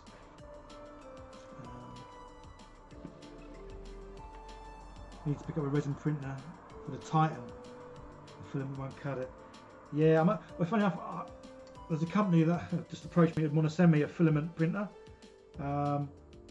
Normally, I'm not fussed on filament printers because obviously I love resin. Because obviously printing printing a little Judge Dredd head, to try and do that on a filament kind of wouldn't work. But I did say to the company, I'll take the printer, I'll do some videos, but it'll be like terrain pieces. But the good thing is, obviously, I want to build some larger terrain bits for the kill zones, kill teams, scatter terrain, whatever. So yeah, so I don't mind getting the filament one because it will be good for larger pieces, which is pretty cool. Right, what am I painting? Oh, black bits. Let's just vary the angle another bit. So obviously when I come to edit the video, it's always nice to have different angles, different views. Right, I think we're happy with that. Is he good focus? I think so. Oh, there we go. That's some sharper. Yeah, so there's a few bits in between the armour pieces. I mean, they're kind of dark anyway. So putting this black on, because obviously it is a speed paint black, it's not going to make a whole lot of difference to the colours that are currently there, I don't think. But yeah, so let's get ready for the 3, 2, 1 countdown. And we're going to start by showing a bit of grim black. And I think this is a new one, so the paint could be near the top. Oh, again, that's the only problem with this angle. My hand does kind of get in the way quite a lot. Let's sort of go from that angle.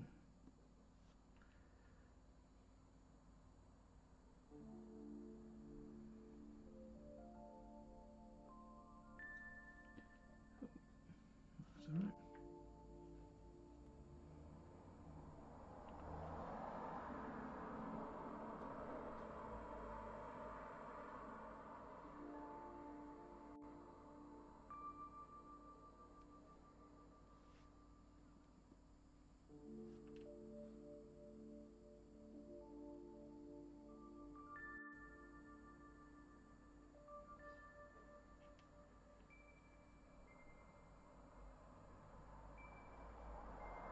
Yeah, cool.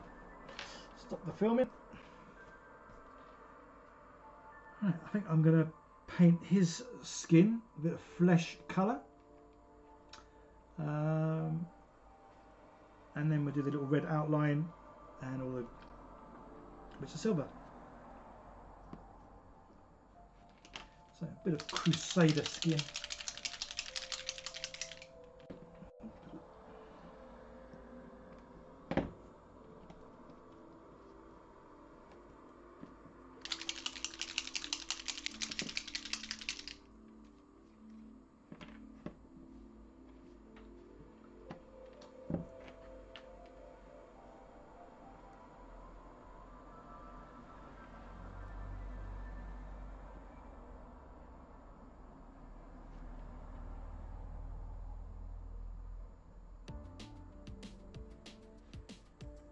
Yeah, it's the first time I've used this skin colour on quite a dark sort of base.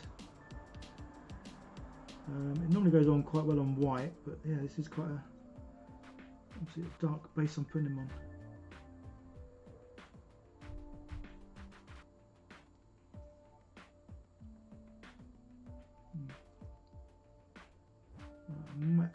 Let that dry and put a bit more because it's quite dark. Yeah, I might come back and do another little coat of the flesh once that's dried.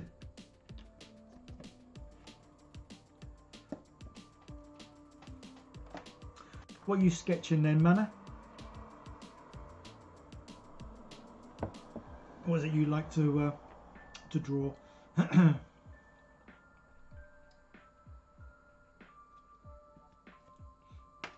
Right, so so I was thinking about using a normal red for the line on his helmet, just because I wasn't too sure if the other red would come out like a red. No, let's stick with speed paint red. It's all in speed paint, so.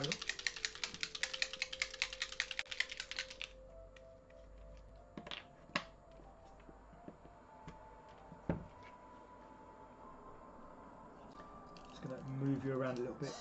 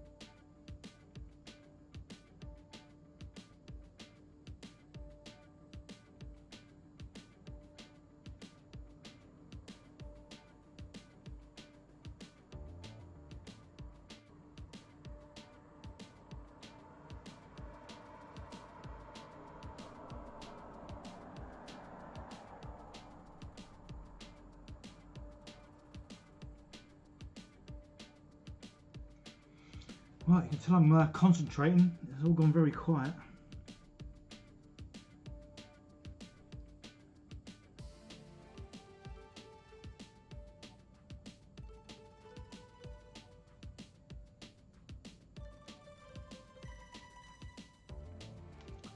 Right.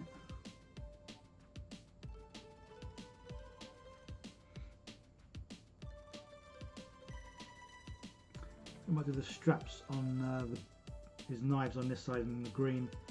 That seems to be quite the colour for straps and buckles and bits.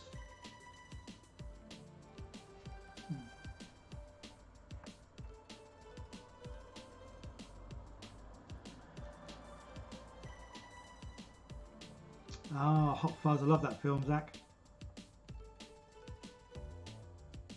Did I say what my favourite dice are?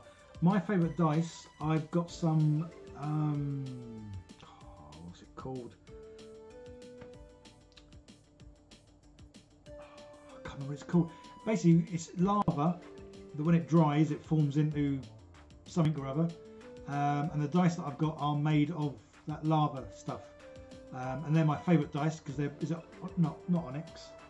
I can't think, but yeah, if anyone knows what lava turns into when it dries and goes rock hard, I've got dice that are made from that, and they're my favourite because they're made from lava, or X kind of lava. So that was my favourite.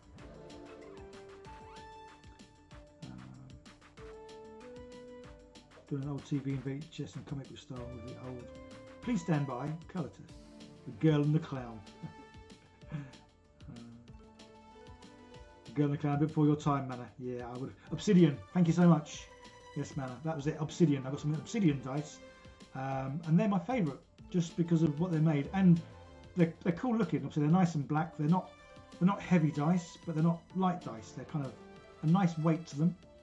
Obviously, a nice sort of shiny, smooth black, and yeah, they're my favourite. That's my favourite dice. I've got quite a lot of favourite dice, to be honest. Again, say because Easy Roller Dice sponsor me, they send me some of their new dice, but if there's dice that I like, I kind of cheekily request the dice that I like, and they send me them. So yeah, so I've got quite a few. Oh, I've got them on his shoulder. So yes, I've got quite a lot of ones that I do like. I'll go over that yellow in a minute. Zach, am I the only one who'd kill for a Judge Dredd series? Yeah, I'd love a Judge Dredd series. Overeaten Gang, each episode, Dredd doing what he does best. Yeah, that, and that's something. Yeah, again, kill teams. I've got quite a few ideas of kit bashing the kill teams. So say I'm going to do trooper ones. As in rogue trooper, infantryman, so like muscly guys but blue. I'm going to do Darth Vader stormtrooper one. I also want to do ABC Warriors. As you can see, I did used to love 2000 AD when I was a kid, and yeah, I would love to do ABC Warriors. That'd be pretty cool. Right, I'm going to do silver. Oh yeah, I used my. Yeah, this is where sometimes using cheaper, well not cheaper, but I use this airbrushing silver just because it is watered down, so obviously to go for an airbrush. So this, when you put it over the top, it still shows some of the stuff through because it's not as a thicker pigment as the other silver, which is cool. Let me see if I can find something to put it in. Okay, what have I done with why can't I find what I'm looking for? Ah. I was kind of using it earlier. Why?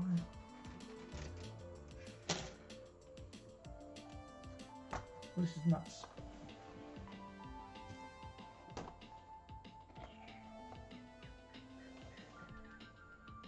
I really thought I'd put it over here.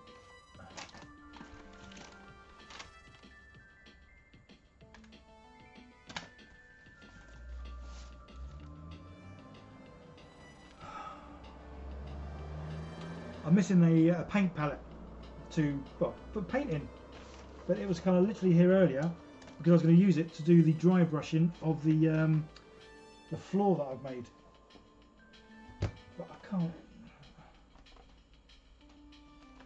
It's like, I know I'll wear glasses, but this thing's not exactly small, and it's a reasonable size.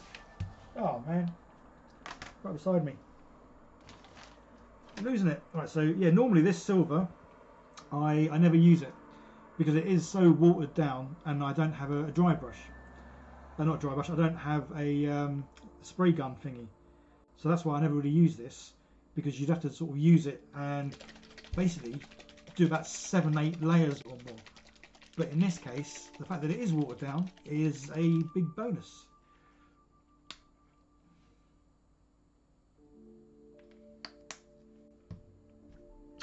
So we'll use a bit of a bigger brush. No, we'll stick with a medium brush.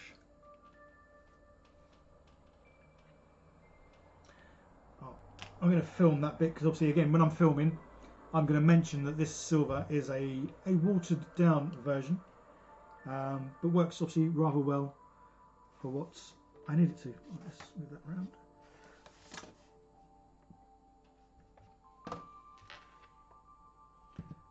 Where's the focus? Is that going to be focused there? Doesn't look too bad.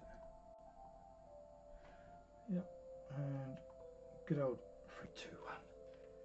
So we can show that we're kind of done. We're going to do the backpack now, and we are going to use this stuff because it's so nice and thin. Blah blah blah blah blah blah, and then we can crack on. Oh, now we can clean the brush properly. Still got some red on it, which is no good.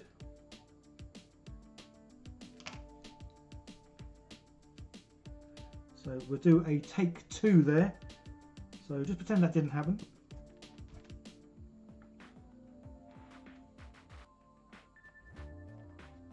I think I will change brushes because I think that still has a bit of red. I can't get out.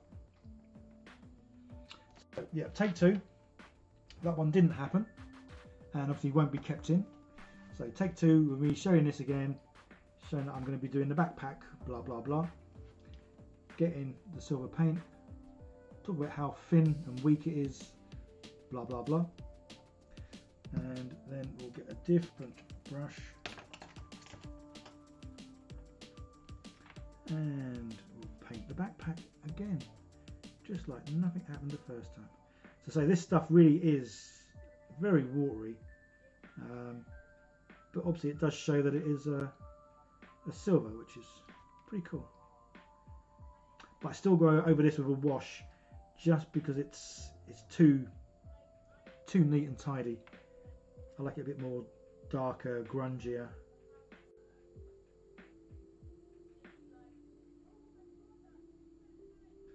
Right, that's cool, and we'll do the gun.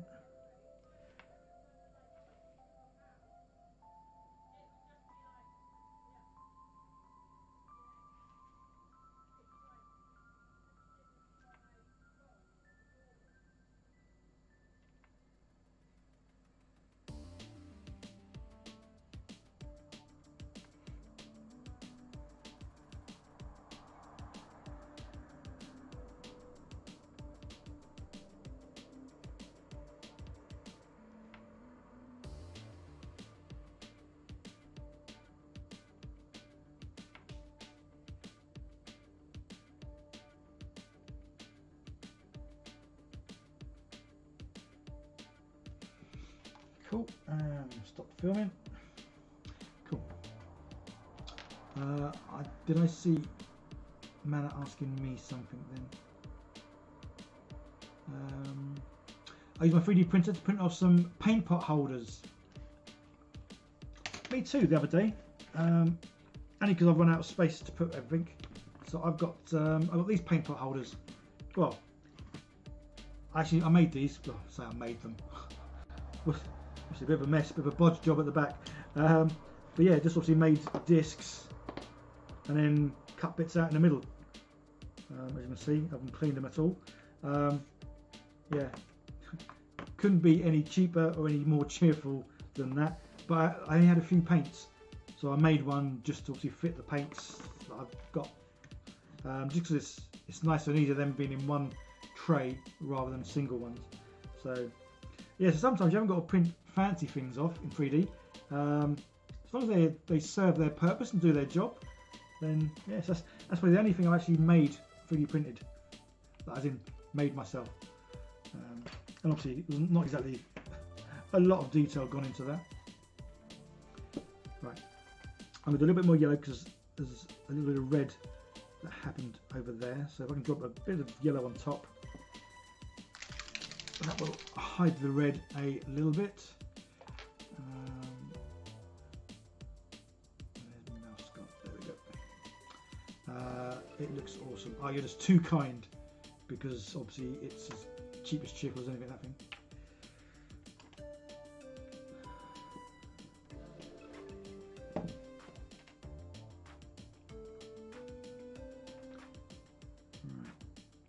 what I might do, because I'm nearly done with this. So I want to do a wash on the silver, but I obviously need the silver to dry fully first. So what I might do is have a desk tidy, and then go and get the Kill Team board that I've been working on. Yes, so you can finally see what I've been talking about. Because basically what it is when I got the Kill Team set 11 days ago, obviously I love the idea of doing the Kill Team in space on a spaceship. And funnily enough, the next box set that comes out for Kill Team is something to do with being in space. So the floor thing that I'm making will kind of fit in very well when the next Kill Team box thing comes out, which is going to be amazing. Because my plan was, I've made the floor, my plan was to 3D print all the walls and doors and all the rest of it will go with the spaceship. But obviously a lot of the bits are going to come with the next box set for Kill Team. So I'm probably going to wait for that to come out and then make more similar doors and walls to whatever comes with the box set. There's no release date for the box yet, but box set. I think everyone seems to think sometime within the next month, which should be pretty cool. Was there something I missed? Oh, I was going to do a bit more yellow on his helmet. That front bit. A little bit.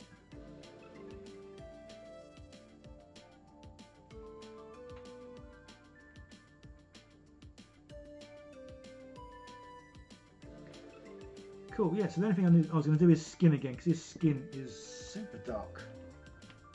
And as much as I like these to be sort of dark and used and weathered, it would be nice to actually see his face has got some skin on it.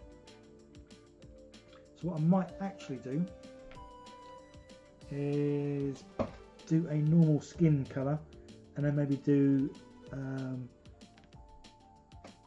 the speed paint over the top. Yeah, I might actually put some of this barbarian flesh. This is my normal kind of go-to skin colour that I like.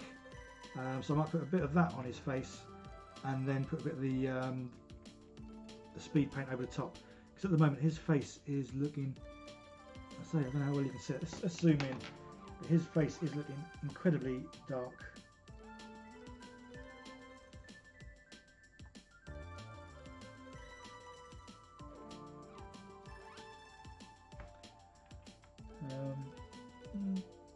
Well, it doesn't look too bad, I guess, though. I'm going to try a bit more the speed paint skin, just in case if I put the barbarian skin on and then it looks too, I'm not sure. But if it does, that is going to be a bit of a pain, because obviously not that I stream much more than 2 hours.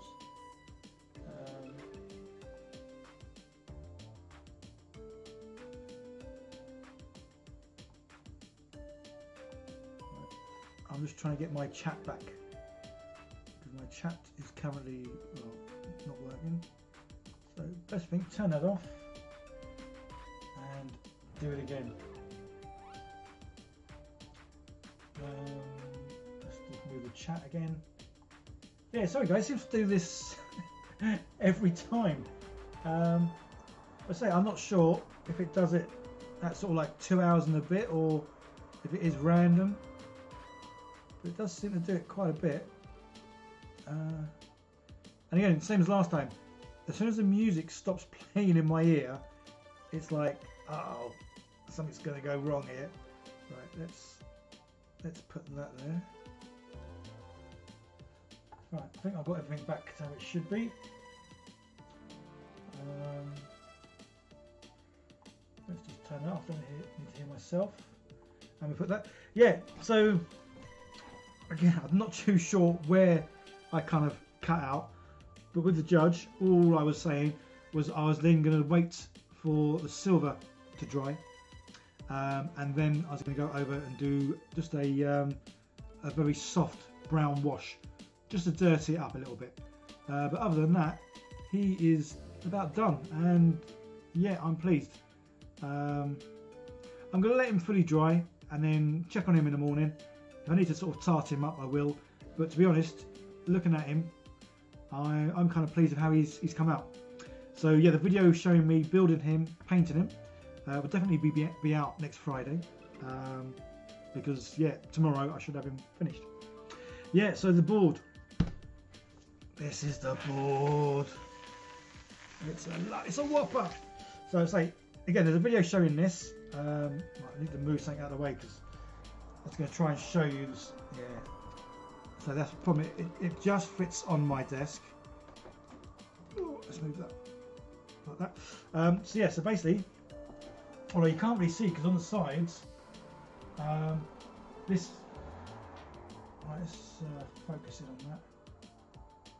Yeah. So this was 6mm MDF, and then I got for you the. Then I printed off all these tiles. Let's change the focus again.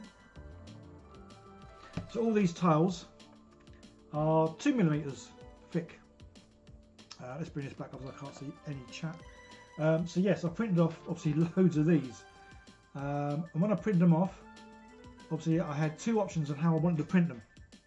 On the build plate, you can either have them that way up, but then you need to have like lots of supports on them. But that way you could get quite a lot of them on one build plate. I never normally have a lot of luck doing my own supports, and it doesn't take much for you to get failed prints because they are vertical. So obviously the best way you'd want to do them is like 45 degrees, then you have more supports, which is obviously a good way of doing it. But that then limited the number of these I could get on one sheet. So I went for a different option, and I had them literally that way on the build plate. So they're not very, very high. In fact, each print only took 11 minutes. So some of the prints, like this one, I think I could get 3 of these on one build plate. Some of these bigger bits, it's like I've got these ones. I think these ones, I think I could get 2 on there. I can't remember, they might have only got 1, I'm not sure. But every print, I mean literally yesterday, from 5 o'clock in the morning, because I woke up at a silly time yesterday morning. I woke up at 5 o'clock yesterday morning, woke up, started printing these, because I've been printing these the night before. Started yesterday morning at 5 o'clock, went to bed last night at midnight.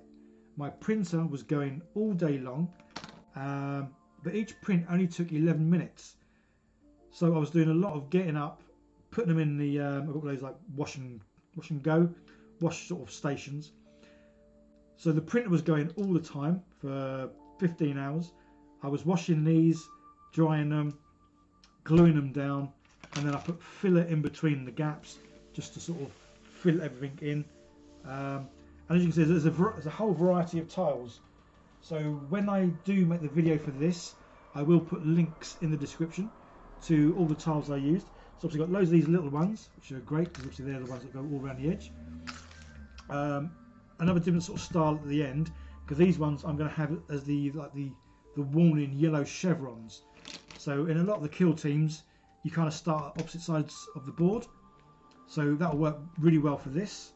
Other times you can work diagonally or however the mission sort of is set up. But I like the idea of having this as generally you'd start at either side, a whole variety of obviously broken down terrain, bits and pieces in the middle. So it could be like a big space hangar, which is why it's a big open space with lots of obstacles and debris, scatter terrain basically. Or the other thing I was looking at making is sort of doors, bulkheads, walls, all that kind of stuff, a few raised platforms, a whole variety of stuff. But then say, was it 4 or 5 days ago? Again, obviously I'm looking at anything that says Kill Team, I'm looking at. And yeah, there's a new box set coming out. Again, don't know when, but they reckon maybe in the next month or so. And it's set on a spaceship. So it's going to have all these walls and doors and bits and pieces. So that would work so well on this board. So this board, I'm going to start painting now. I'm going to dry brush with white. Then I'm going to dry brush with a brown. I'm going to end up dry brushing with a light silver just to catch certain edges, but my main painting for this is going to be dry brushing in probably a few different varieties of brown. because I want it to look like it's a bit of a rust bucket. Basically like a spaceship that's been just floating derelict for hundreds of years. Right, I need to change my glasses because those ones I can't see text or chat. Stream is fine again. Awesome. Yeah, again, I've no idea why, but same as last time. Obviously, I've got music on my little earbud. The music sort of cut out, and then obviously I'm talking, and I'm kind of thinking, if the music's cut out, I'm going to cut out. And lo and behold, it's exactly what happened. Yeah, so this board, say I can't quite get the whole thing in, but it's 22 inches by 30 inches, and these are called the kill zone. Well, obviously people get killed here, so I'm going to do a few like areas that will be like splattered with blood, just to add to the overall grime effect. But yeah, I'm going more rust bucket on this one. Oh, Manny, your little mum's just sick. Oh, no night. Hope she's all right. Yeah, I hope she's okay. I've tried to contact the company for the package of screws, and they're like, yeah, I don't know why. Yeah, say those 2 days they said they were going to deliver. I was in both days, and nothing. Can I suggest dry brushing silver, then using different browns and yellows? See, I was going to dry brush silver afterwards, just so it catches again edges, so that it looks like the rust has got everything else. If you look at my older videos where I've done lots of scatter terrain, it's really weird. So when it came to painting figures, I hated painting figures like a year or so ago, mainly because I was no good at it, didn't enjoy it, didn't like it, blah blah blah. When it came to painting scatter terrain, I loved it. All my scatter terrain was rust bucket sort of style look. So it got to a stage where everything I painted was rust bucket because I enjoyed it and the effect looked good. So that's kind of what I'm going to do with this. Yeah, I'm not really going to use speed paints on this because obviously, have you seen the size of this? This would use up a pot of speed paint in no time at all, which is why this I'm going to be using. I've got like the old big poster paints, like the kids paints, so like a big bottle for like £1. That's the kind of paints I'm going to be using on this. So I'm going to go over initially with a bit of grey. Yeah, we'll use this ruined base grey. So again, this is a reasonable sized bottle. Dry brush with this. I'm going to let that dry, see how that looks. The stream will probably end shortly after then, guys, because I need to go and get the brown. I want to get some palettes, and basically I'm going to mix up a variety of different browns, make them quite watery, and I'm even going to go and watch some of my older videos on how I used to do the rust, because I haven't done a rust thing for ages, mainly because I'm getting better at painting miniatures. So I've been painting a lot of miniatures, and I've not painted any rust bucket things. So yeah, I'm probably going to watch some of my older videos, which seems a bit weird, but there you go, just to see how I painted the rust, and then I'm probably going to watch some other people's videos to see how they paint rust. But so initially I'm just going to go over this with dry brushing in grey, just because it will just show this up so much nicer. Mason Reed just popping in to say hi. Well, hello to you, thank you for being here. Yeah, but so I'm so looking forward to. So I'm probably going to use this on Tuesday when I play again, because today I was just using the basic Kill Team sort of map thingy, the fold out or printable paper that came with the starter set. But I think on Tuesday I'm going to use this. But yeah, I just love the way this has come out. And what I am going to do with this is I'm going to put a border all the way round. So this is 6mm with like a couple of millimeters of this. I'm going to get, I think, maybe a 15 or 12mm sort of beading, but like 15 millimeters by 15 millimeters. Put it all the way around the edge. So this is like raised off the floor or raised off the table by say 2mm. Because my plan is to be able to flip this over, and then on the other side I'm going to do a sort of like grassy, muddy sort of terrain. So you'll have one board, but it'll have two different terrains. So on one side, see this side, the nice sort of spaceship looking side, but then you can flip it over, use the other side, which is going to have grassy areas and then muddy sort of like walkways and other bits and pieces. Just so you get 2 boards for the price of 1. So the board that I've got, this 22 by 30 inch MDF board, I've got 3 of them. So this one, and there's 2 others over there.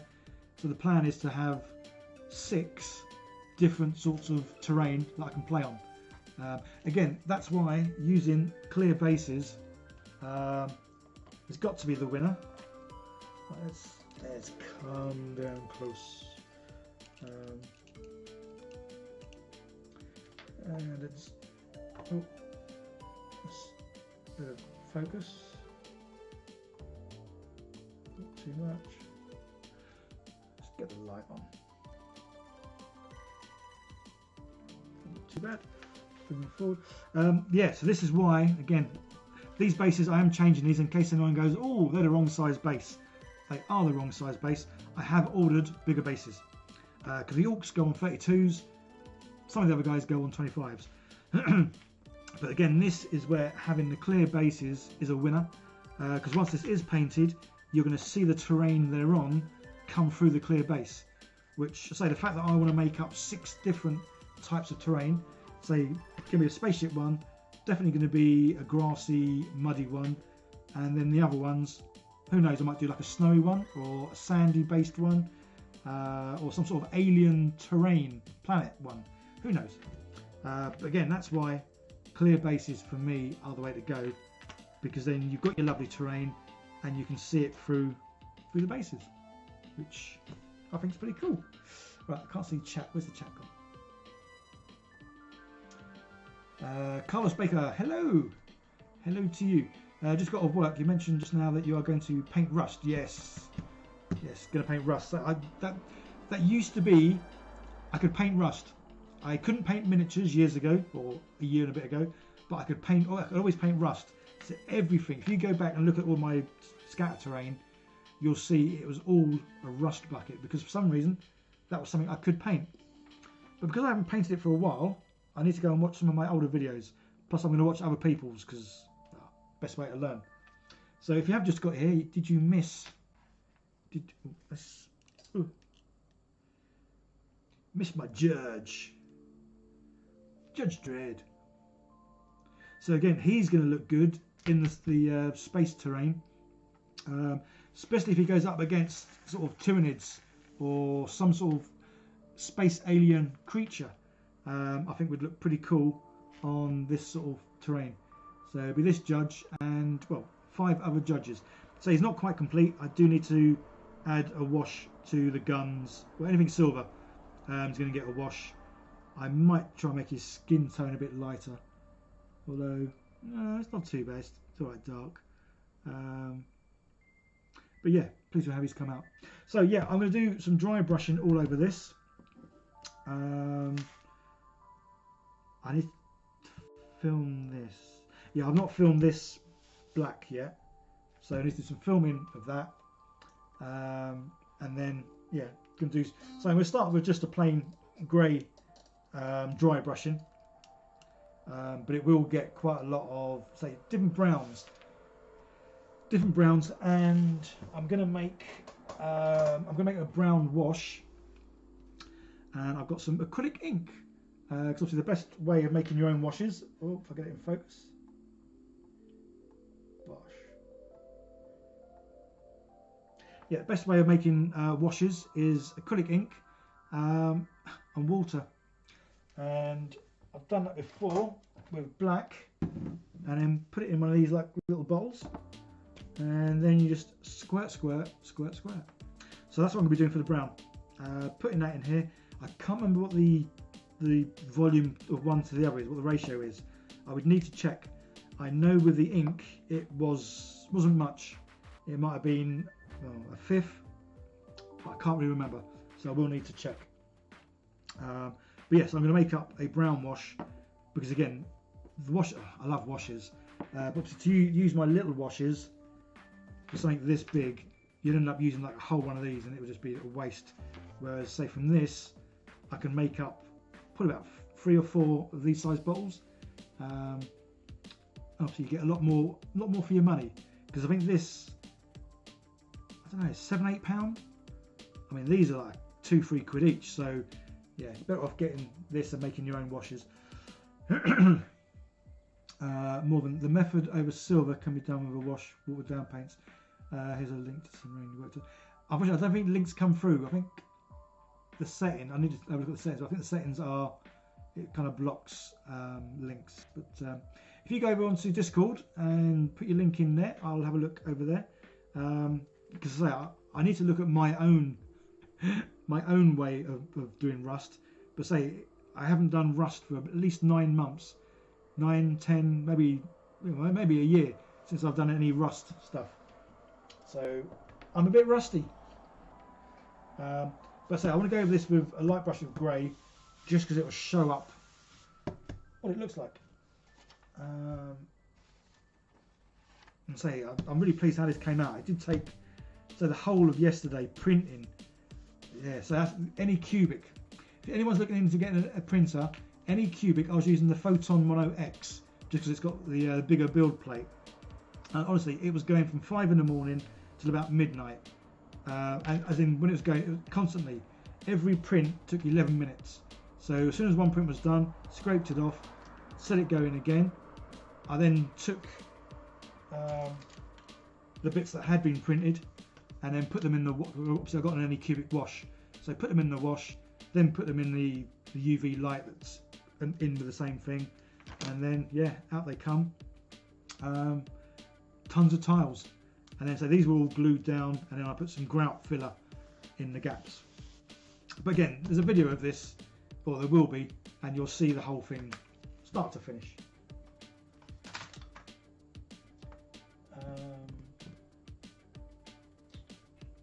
Just think, I've got, so I'm going to use a dry brush.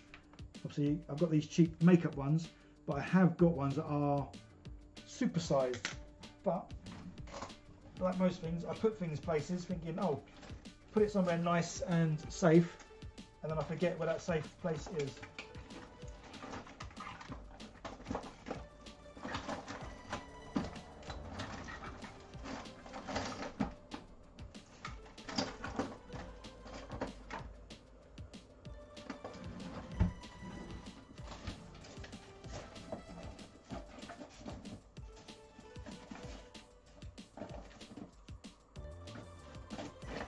Right, well, that safe place wasn't here. Trying to think where I would have put it. What I might do is, yeah, I might use a small one.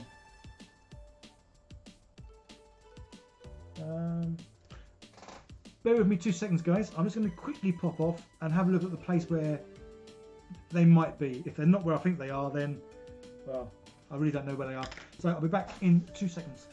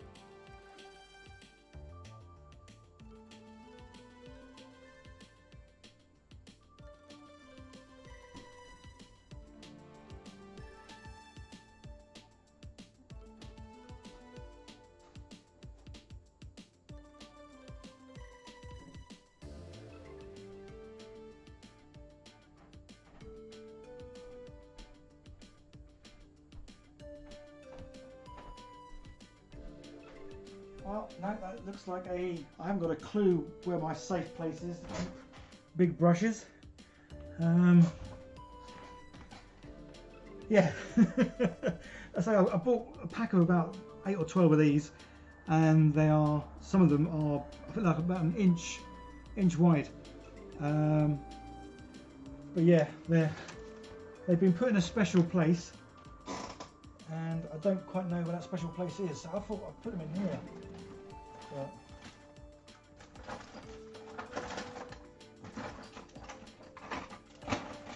But they are in here.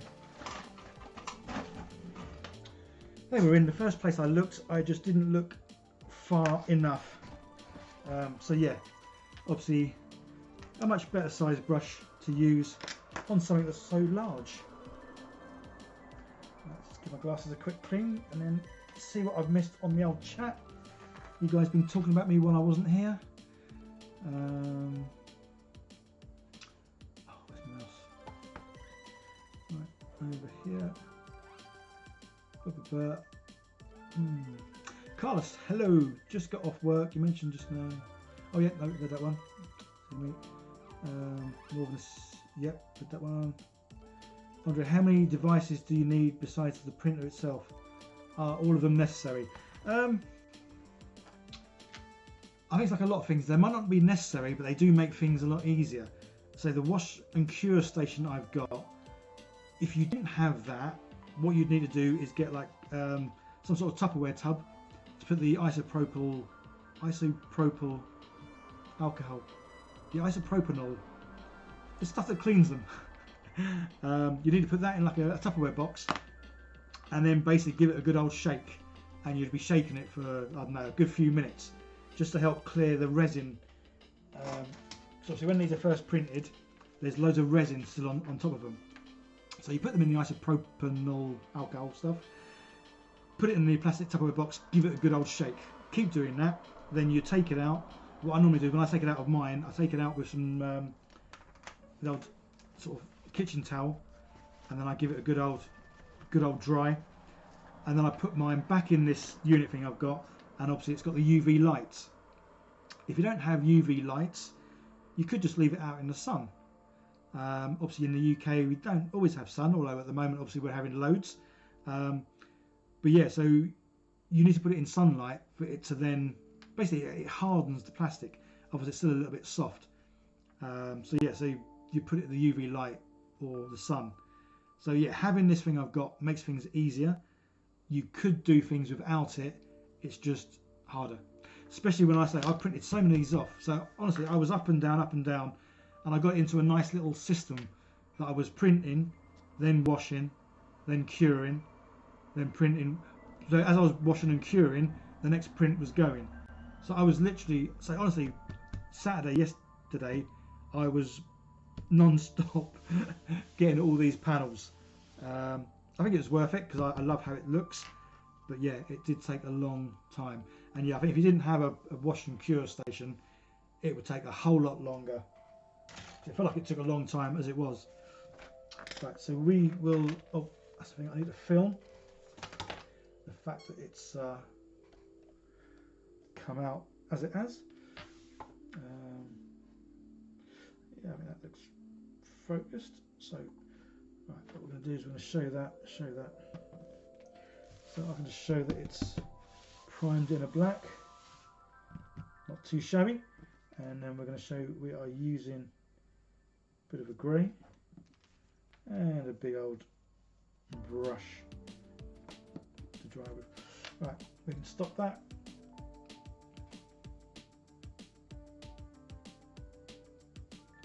Yeah, no worries, Andre. Always, again, everything I say is what I think is true. By all means, if it's not, correct me. Yeah, because I generally have the gist of what's going on. But sometimes I can't. Sometimes I can do things, I can't always explain them. Apologies, I keep hitting the camera.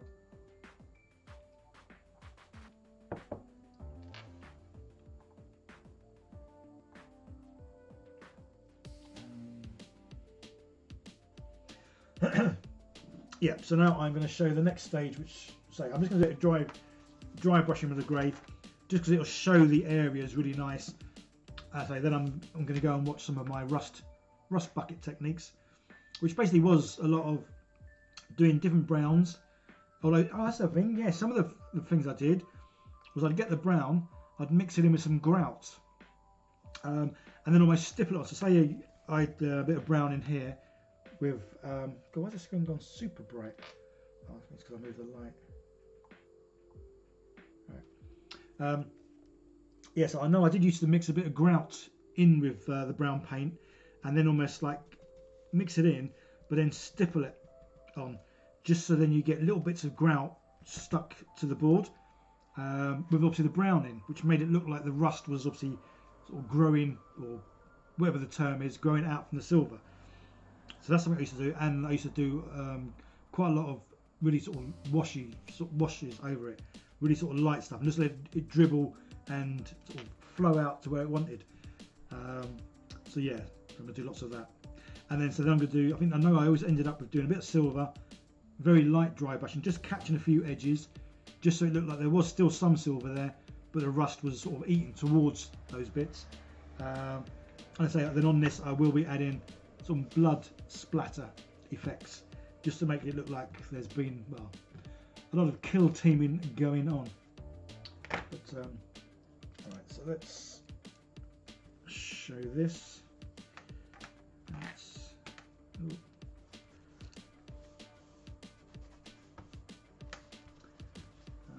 The screen seems to have gone super bright.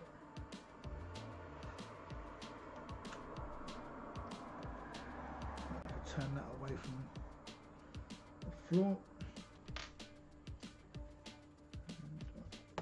So the brush is going to be about there, so let's focus in on that. Yeah, it's a similar thing to what I did before. Obviously, put a bit of grey in here on the brush, rub loads off, so it's, well, a dry brush. Film that.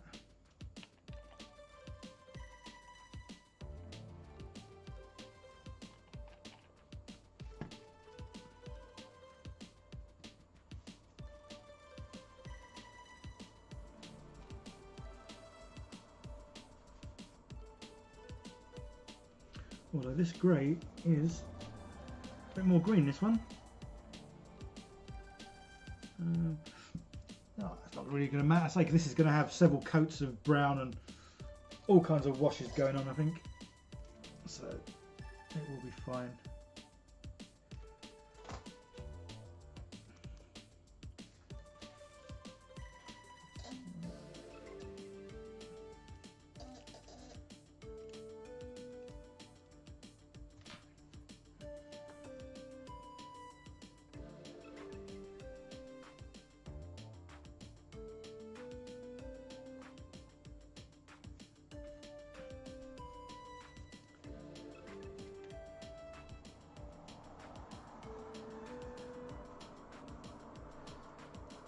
See?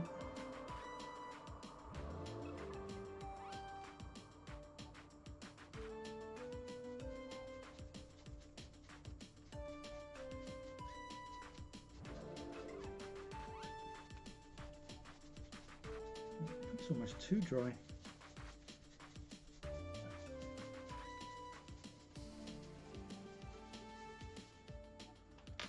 That's not bad, but yeah, I think that's too dry.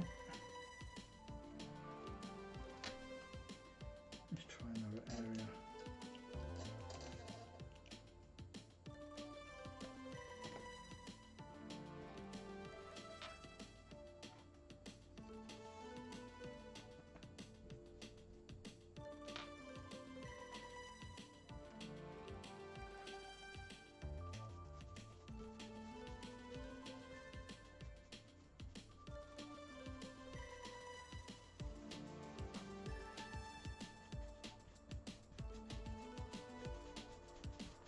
I think I might do the other grey, because this one is not so much green now, I think it is, but it's certainly a darker one. Right, let's go. What else do I have? Cavern base, don't want to use that one. Let's go with this one.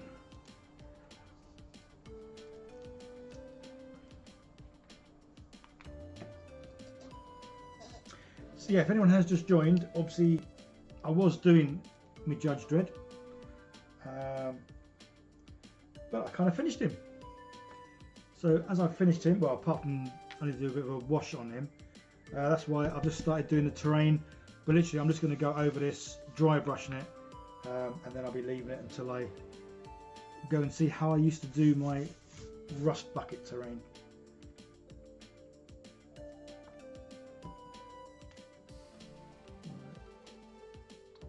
I don't know if I'm going to bother filming any more of this, so I can just get in, crack on. So let's go.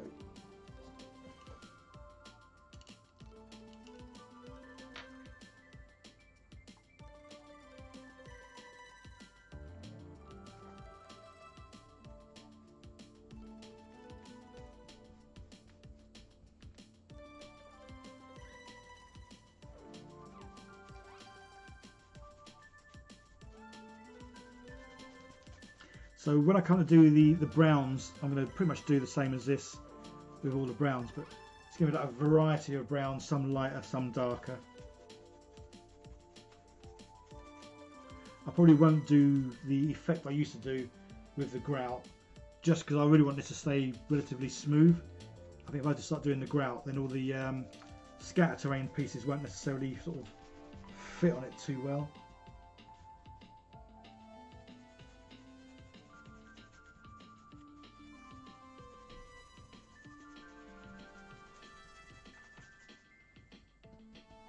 Yeah, so guys, I'm going to finish off in a few minutes. So any last questions, by all means shout out. Not sure when the next stream will be.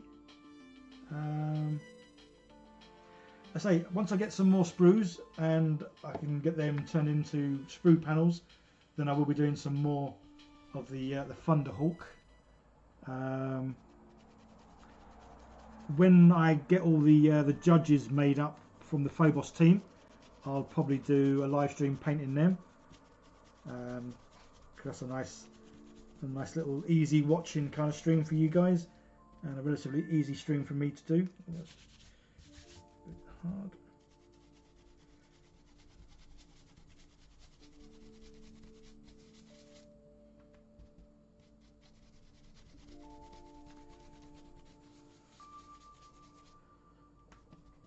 What's the time? Just after 11. Yeah, seems like good enough time to be wrapping things up.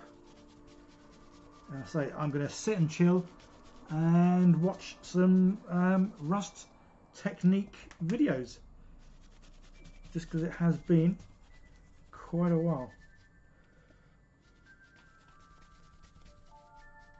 Right, yeah, I'm going to finish it there, guys. Just because I think I'm going to carry on doing this, and say I'm going to watch some rust bucket techniques. So we'll just get me judge in position so you can have a last look, obviously, at him. Get him in focus.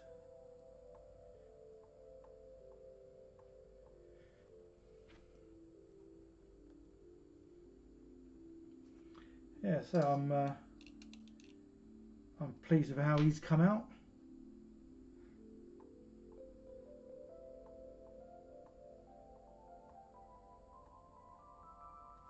Yeah, don't think he's too bad. So the silver just needs the wash, but everything else I'm happy with. Yeah, I think his face doesn't look too bad, being pretty dark. So I think I'm happy with that, which is cool. Yeah, so when I come to do the others, I can do them exactly how I've done this with these colours. Yeah, which is pretty cool. Yeah, so cheers, guys. Chris Spencer, been great watching. Yeah, cheers, buddy. Thanks for being here. Andre, thank you for being here as well. Yes, I need to have another check because, yeah, I think I remember how I did it last time. Because normally you should be able to just type someone's name. Let's try again now. Because I don't know if I can only do it when you are actually on stream as well. So let's change my glasses because them ones are only good for, well, reading and painting. Right.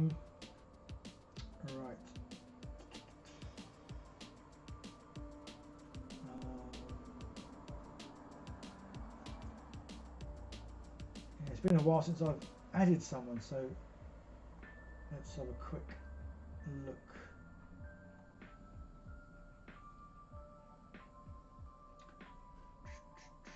Right, it's in settings, permissions, nope, community. There we go. Paste the channel. That's what I did last time. Just bear with me 2 seconds, guys. I'm just adding someone as an admin. And there's a certain way that I can do it, because for some reason they won't let me do it, well, what I'd consider as being the normal easy way.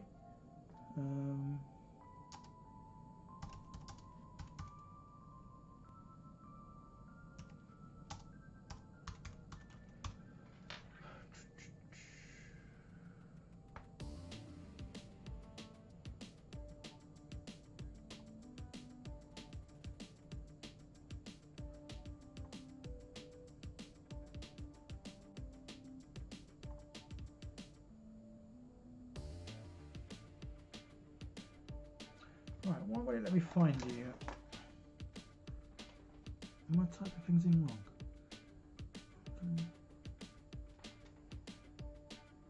Let's do the capitals, in case again it's the capitals that are throwing things out.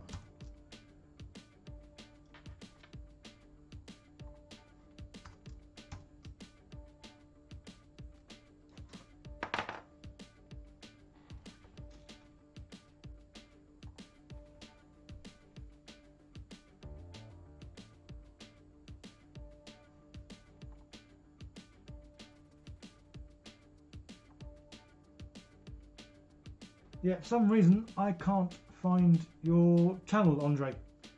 And because it's not letting me find your channel, it's not letting me add you. Very weird. I'll have to look that up on YouTube, because clearly it's not letting me do what I need to do, and I've got no idea why it can't find you, because obviously clearly you're here. But it doesn't seem to want to let me find you.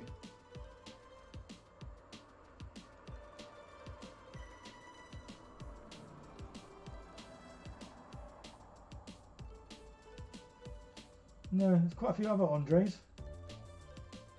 Andre Vander, and then a whole variety of other people. Let's keep scrolling down in case for some reason it's put you at the bottom.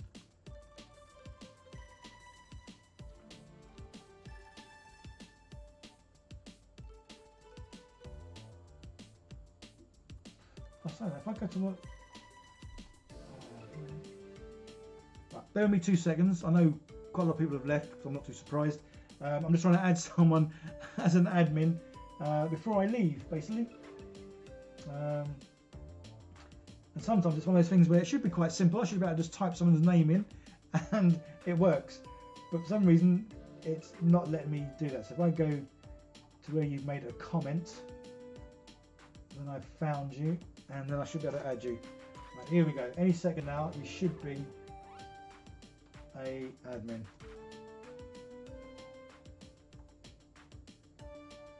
Save that. Right, okay, Andre, if you type something, let's have a quick look and let me know if you're coming up as an admin, which you should be, because it said you are. Yeah, no, it'd be good to have you as an admin, Andre, because obviously you're here, well, lots, which is awesome. But say, luckily, everyone on my channel is pretty decent. Well, I think everyone is decent. There's never been any issues with people, well, not doing what they should, really. So yeah, Andre, if you can type something, if you are still there, because it should come up now with a little blue spanner. There we go. Something is perfect. Cool. Okay, guys, cheers. Thanks so much for being here. Even with a little technical issue we had where it kicked me out, which it seems to do every time, and I don't know why. Hey ho. But yeah, cheers for being here, guys. Thanks for keeping me company. Next stream, I'm not sure, because I was thinking about doing one Tuesday, but I kind of did it tonight because of him. And say Tuesday, I'm playing Kill Team again, which is awesome. I'm going to be playing it every week. I can't get enough now. So guys, thanks so much for being there. Cheers as always. I am going to try and do the usual. If I find the mouse, I'm going to go there, and yeah, Thanks for being there, guys. You all take care. Bye for now.